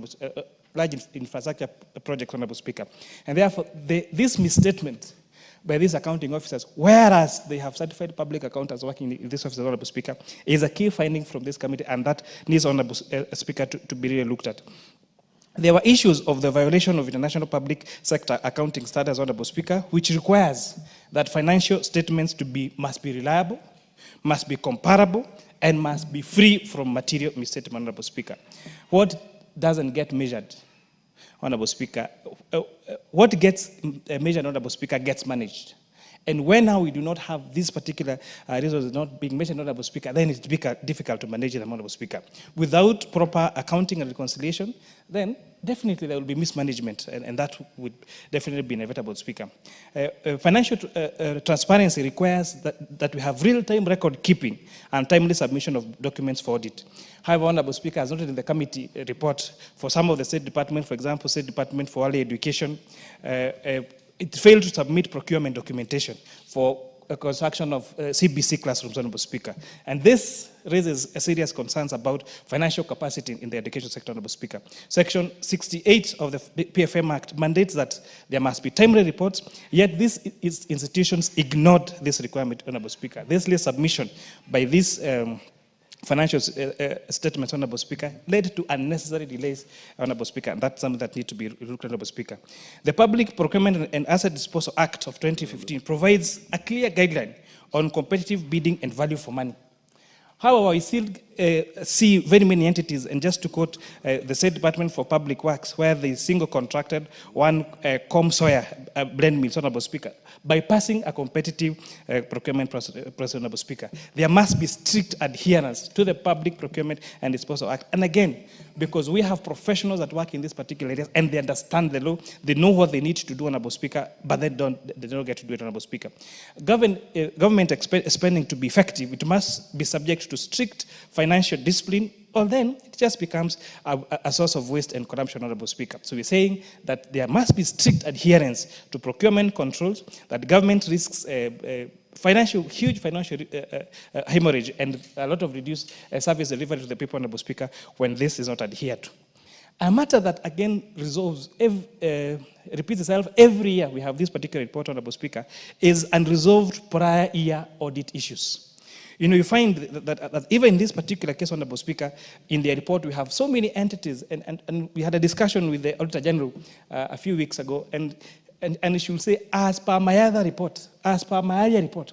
So you find that issues that are debated in this House, issues that are raised by this committee, Honorable Speaker, will end up recurring in the following year, Honorable Speaker. So my urge to all accounting officers is to make sure that those unresolved audit issues are resolved before the next financial year, Honorable Speaker. What is the committee recommending and what is the importance of it, Honorable Speaker? There is need to strengthen financial management systems. To ensure compliance with IPSAS and international financial reporting standards, Honorable Speaker, I love the recommendation made by PAC, one of them being that mandatory continuous professional development for government accountants that must be enforced by the Institute of Public Accountants. There must be implementation of real-time financial reporting systems so that we enhance accuracy and reduce NDI reconciliations, Honorable Speaker, because strong financial controls are not just about compliance, they're about ensuring there is fiscal sustainability, Honorable Speaker. The committee is also recommending enforcing timely submission of audit documentation.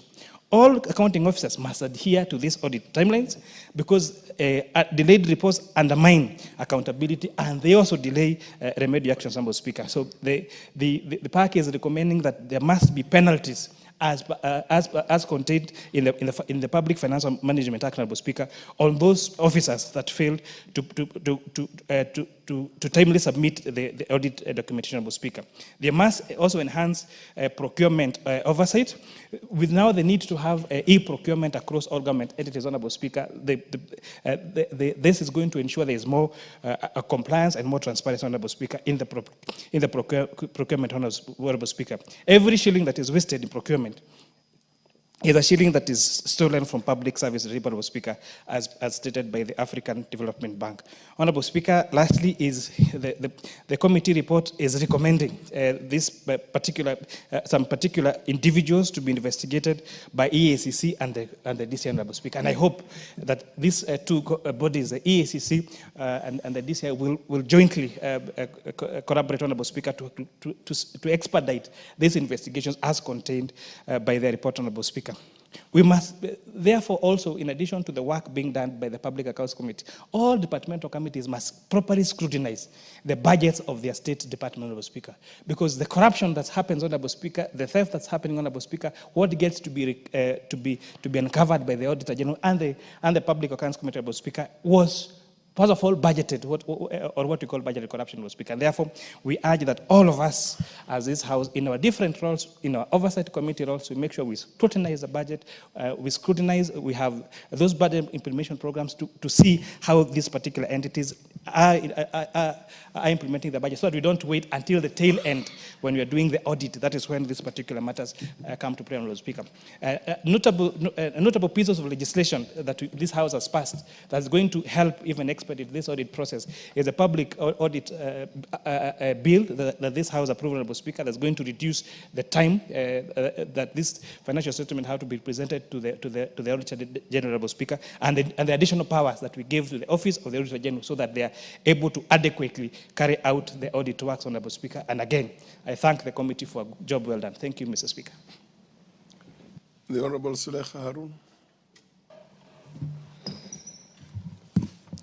Thank you so much, Honorable Speaker, for giving me this opportunity to contribute to this report presented by the Public Accounts Committee.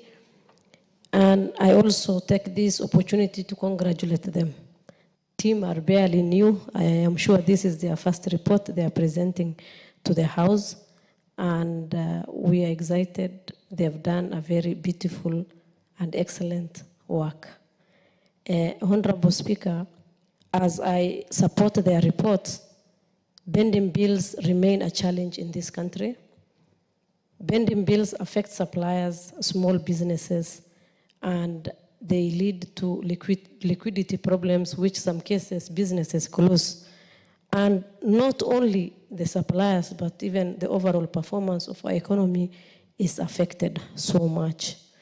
And the main reason, I will say, is because of the cash accounting basis that we use in our government. I wish the government should have rolled out on the accrual accounting basis, which will have solved most of these issues. Accrual basis enhances accuracy and usefulness of financial information. And it is one of the best to use because we will have taken or carried forward these expenses to the next financial year, where we can capture and then we can get rid of the issues of bending bills. Also, the ministries, departments, and government agencies should ensure there's a smooth process of procurement, because most of these bending bills, again, are caused by the delays in the procurement processes or even the implementation of the projects, and as well as the planning stage. When we do a budget for the financial year, we should be able to take into account all other factors possible. The other important issue that the report highlighted is about the internal audit department.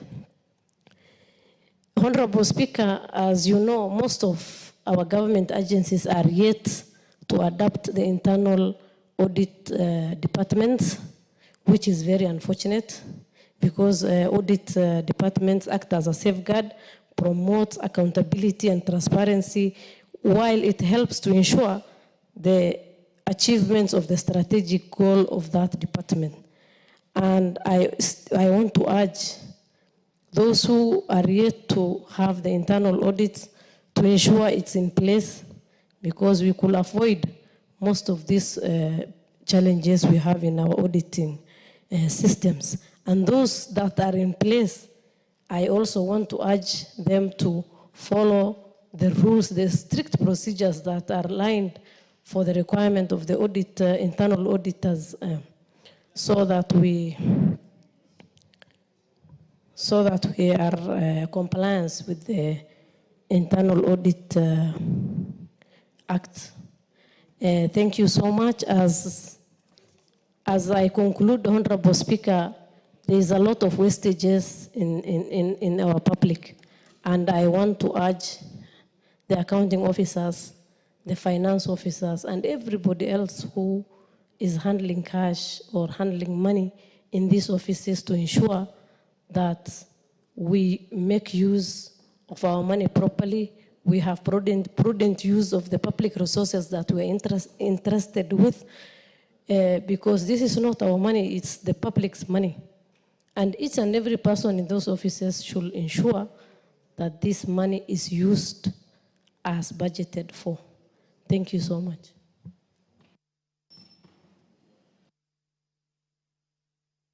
The Honorable Irene Mayaka. Thank you, Honorable Speaker. Honorable Speaker, I also stand to support this particular motion where we are considering the report of the Auditor General. And Honorable Speaker, before I even give my remarks, I would just like to first congratulate my brother, the Chair, Honorable Tindi Mwale, and the Vice Chair, Honorable Udgun, because these two are with us, and Honorable Kimani Kuria in the Kenya Young Parliamentarians, and for us, it's a proud moment to have fellow members of the KYPA doing a fantastic job. So I want to encourage them and tell them to continue with that good job. Honorable Speaker, as the chair of the committee has said, this is the second report by this committee, and we are in the second. We are right in the middle of this parliamentary session. So I actually have a lot of hope and trust that they will be able to burn the midnight oil and give us one or two more reports.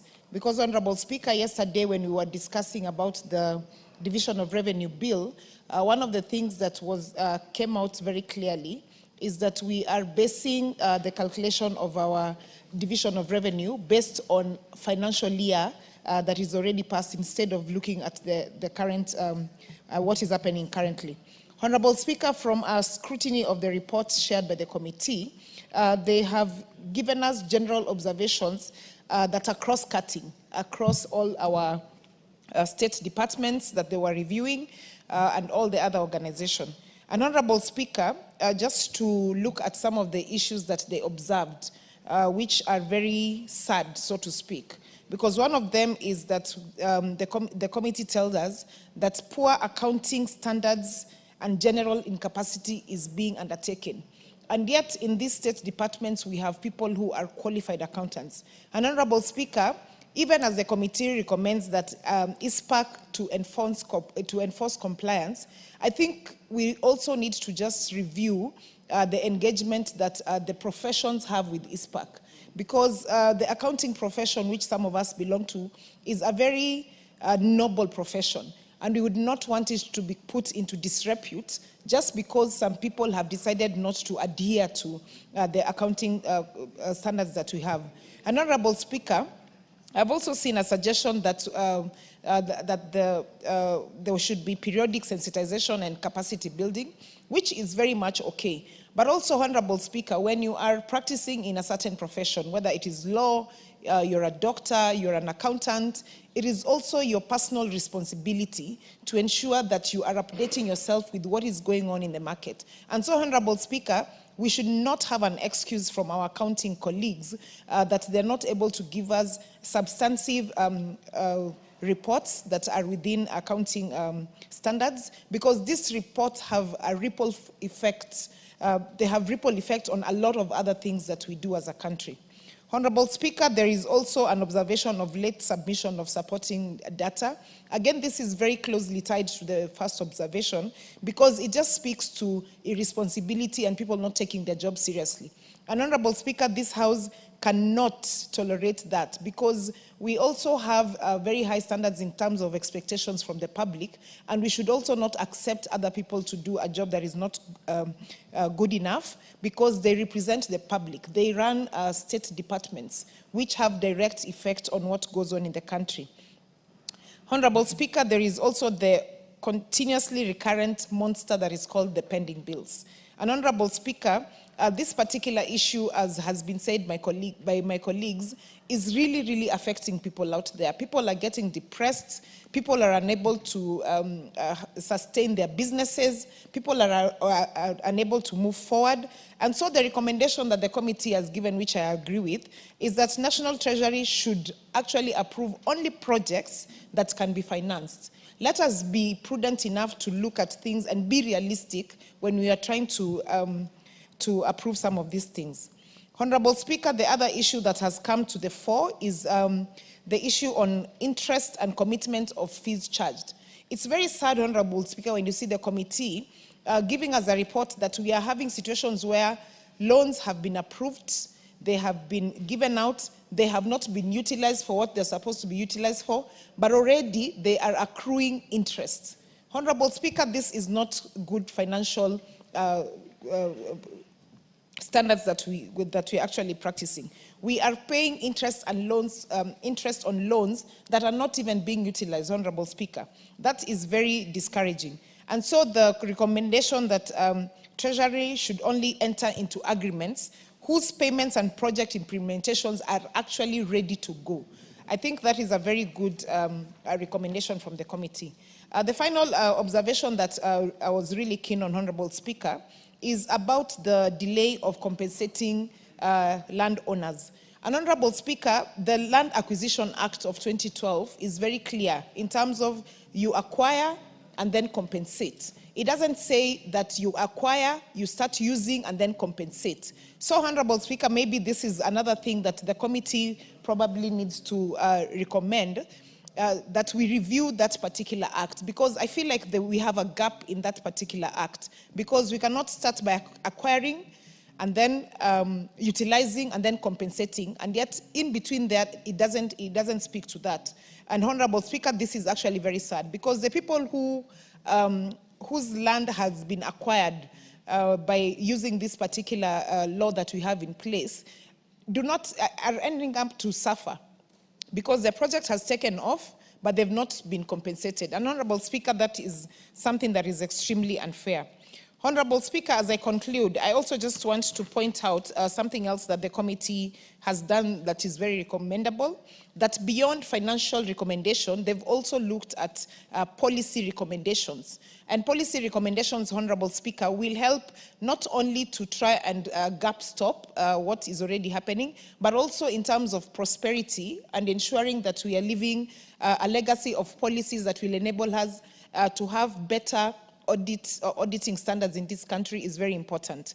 Honorable Speaker, also very important to note is the fact that based on the revenue calculation that was done, the total shareable revenue, it has actually increased to 22% for this particular, for the 2021-2022 financial year against the 2020-2021. So, Honorable Speaker, as I conclude once again, it's just to congratulate the committee for the good work, but also to encourage them to try and fast-track the next financial year report so that we can be able to be up to speed with what is currently happening. With those few remarks, I support and I submit. Thank you. The Honorable Major Retired Deco. Thank you, Mr. Speaker, also for giving me this opportunity, in congratulating also the team that came up with this report. Mr. Speaker, year in, year out, we get these reports. Even before I came to this parliament, the Auditor General has been giving this report, being tabled in the House, and it seems that nothing has been happening in terms of implementing the recommendations and the observations of those who transmit these reports.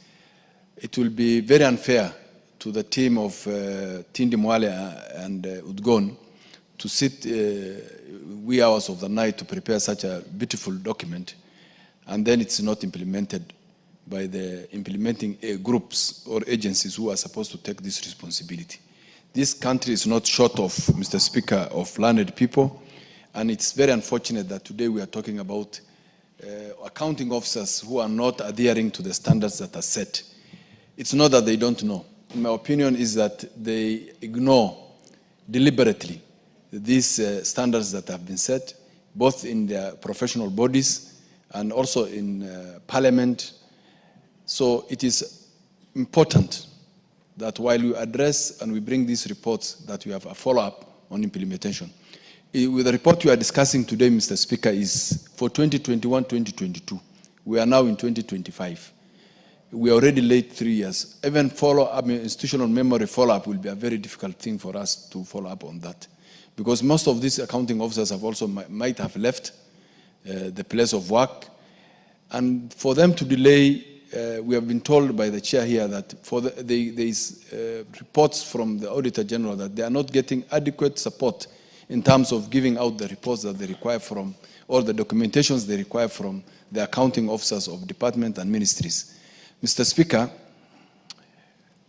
the Vice Chair has just said that whenever they call accounting officers during the budget appropriation and budget making process, they're always available. But whenever they ask for documents to come and submit to clarify certain informations, they disappear, and this is deliberate. So my suggestion to this will be this report be shared, not only on the floor of the House, but to the departmental committees, other departmental committees, which you have audit queries, such that we tell the accounting officers of those departments and ministries that there will be no funding for them, or there will be no allocation for them until they clear the audit queries they have with the Auditor General. That way, I think they will wake up, they will be up on their feet, and will follow up on these reports. Mr. Speaker, another very important issue that was also raised by reported by the chairman or the team, and also addressed by my colleagues here, is the issue of pending bills. This is a very serious issue, Mr. Speaker. Pending bills is affecting many, many businesses in this country. There must be a policy that no contracts or supply contracts will be given out to Kenyans unless the money is available. Not necessarily it is budgeted for. Because we have seen budgets appropriation here on the floor in this House, budget allocated, projects identified, but there is no money, liquid money, to pay to these contractors and suppliers. Again, there is a tendency by ministries and departments to divert certain money that was already appropriated for a certain project to other projects that were not in the budget, in the hope that, because it came from other directives, that in the hope that this money will be allocated in the next or the subsequent budgets. And once that particular accounting officer leaves that office, there is no follow-up for that money. The departments with oversight, we have so much pending bills that and there's no money forthcoming from the National Treasury. So, Mr. Speaker, my suggestion on this will be that money, whether it is in the budget or what, until that money is deposited in the ministries and the departments, they should not advertise for those contracts. They should not give go-ahead for the implementation of those projects. In my own constituency, Mr. Speaker, I have 3 major projects at Garissa University. Students are learning under trees because there are no tuition blocks, adequate learning infrastructure. So, and we are stuck. We have no value for our money as a country. Projects which are 30% complete, paid for, the rest of it is not paid for. So I think that issue we must come up. And I heard the President talk about the e-procurement program in his address to the nation the other time, that all government agencies must go through that process, that they put their documentation or their tender documents through that, and Treasury should only release money to programs that have gone through that procurement. But they have refused to implement that. Even the e-citizen, the president himself is frustrated by bureaucrats. It looks like we are being shown the middle finger by government officers, not only to parliament, but even to the executive and to the president. So this issue of pending bills must be addressed. Otherwise, we are going to have a collapsed economy, because businesses can only generate taxes if they are functioning. If you are not functioning and still the government is demanding for payments from you in terms of taxes because of the assumptions that you are making business, yet they have not paid you for the services you have provided, it is killing businesses, it is killing people, it is making others depressed. So, Mr. Speaker, with all those few remarks, I want to support the report, but I want to ask the team, the committee, to make a follow-up on this issue, especially on the recommendation and the observation. Can it avail these reports to the departments, the other departmental committees, so that when we are meeting the departmental committees from the ministries and departments, we can tie their budget allocation to these reports they have given, these queries that have been asked by both the Auditor General and the team. It will be waste of time if the Auditor General keeps on bringing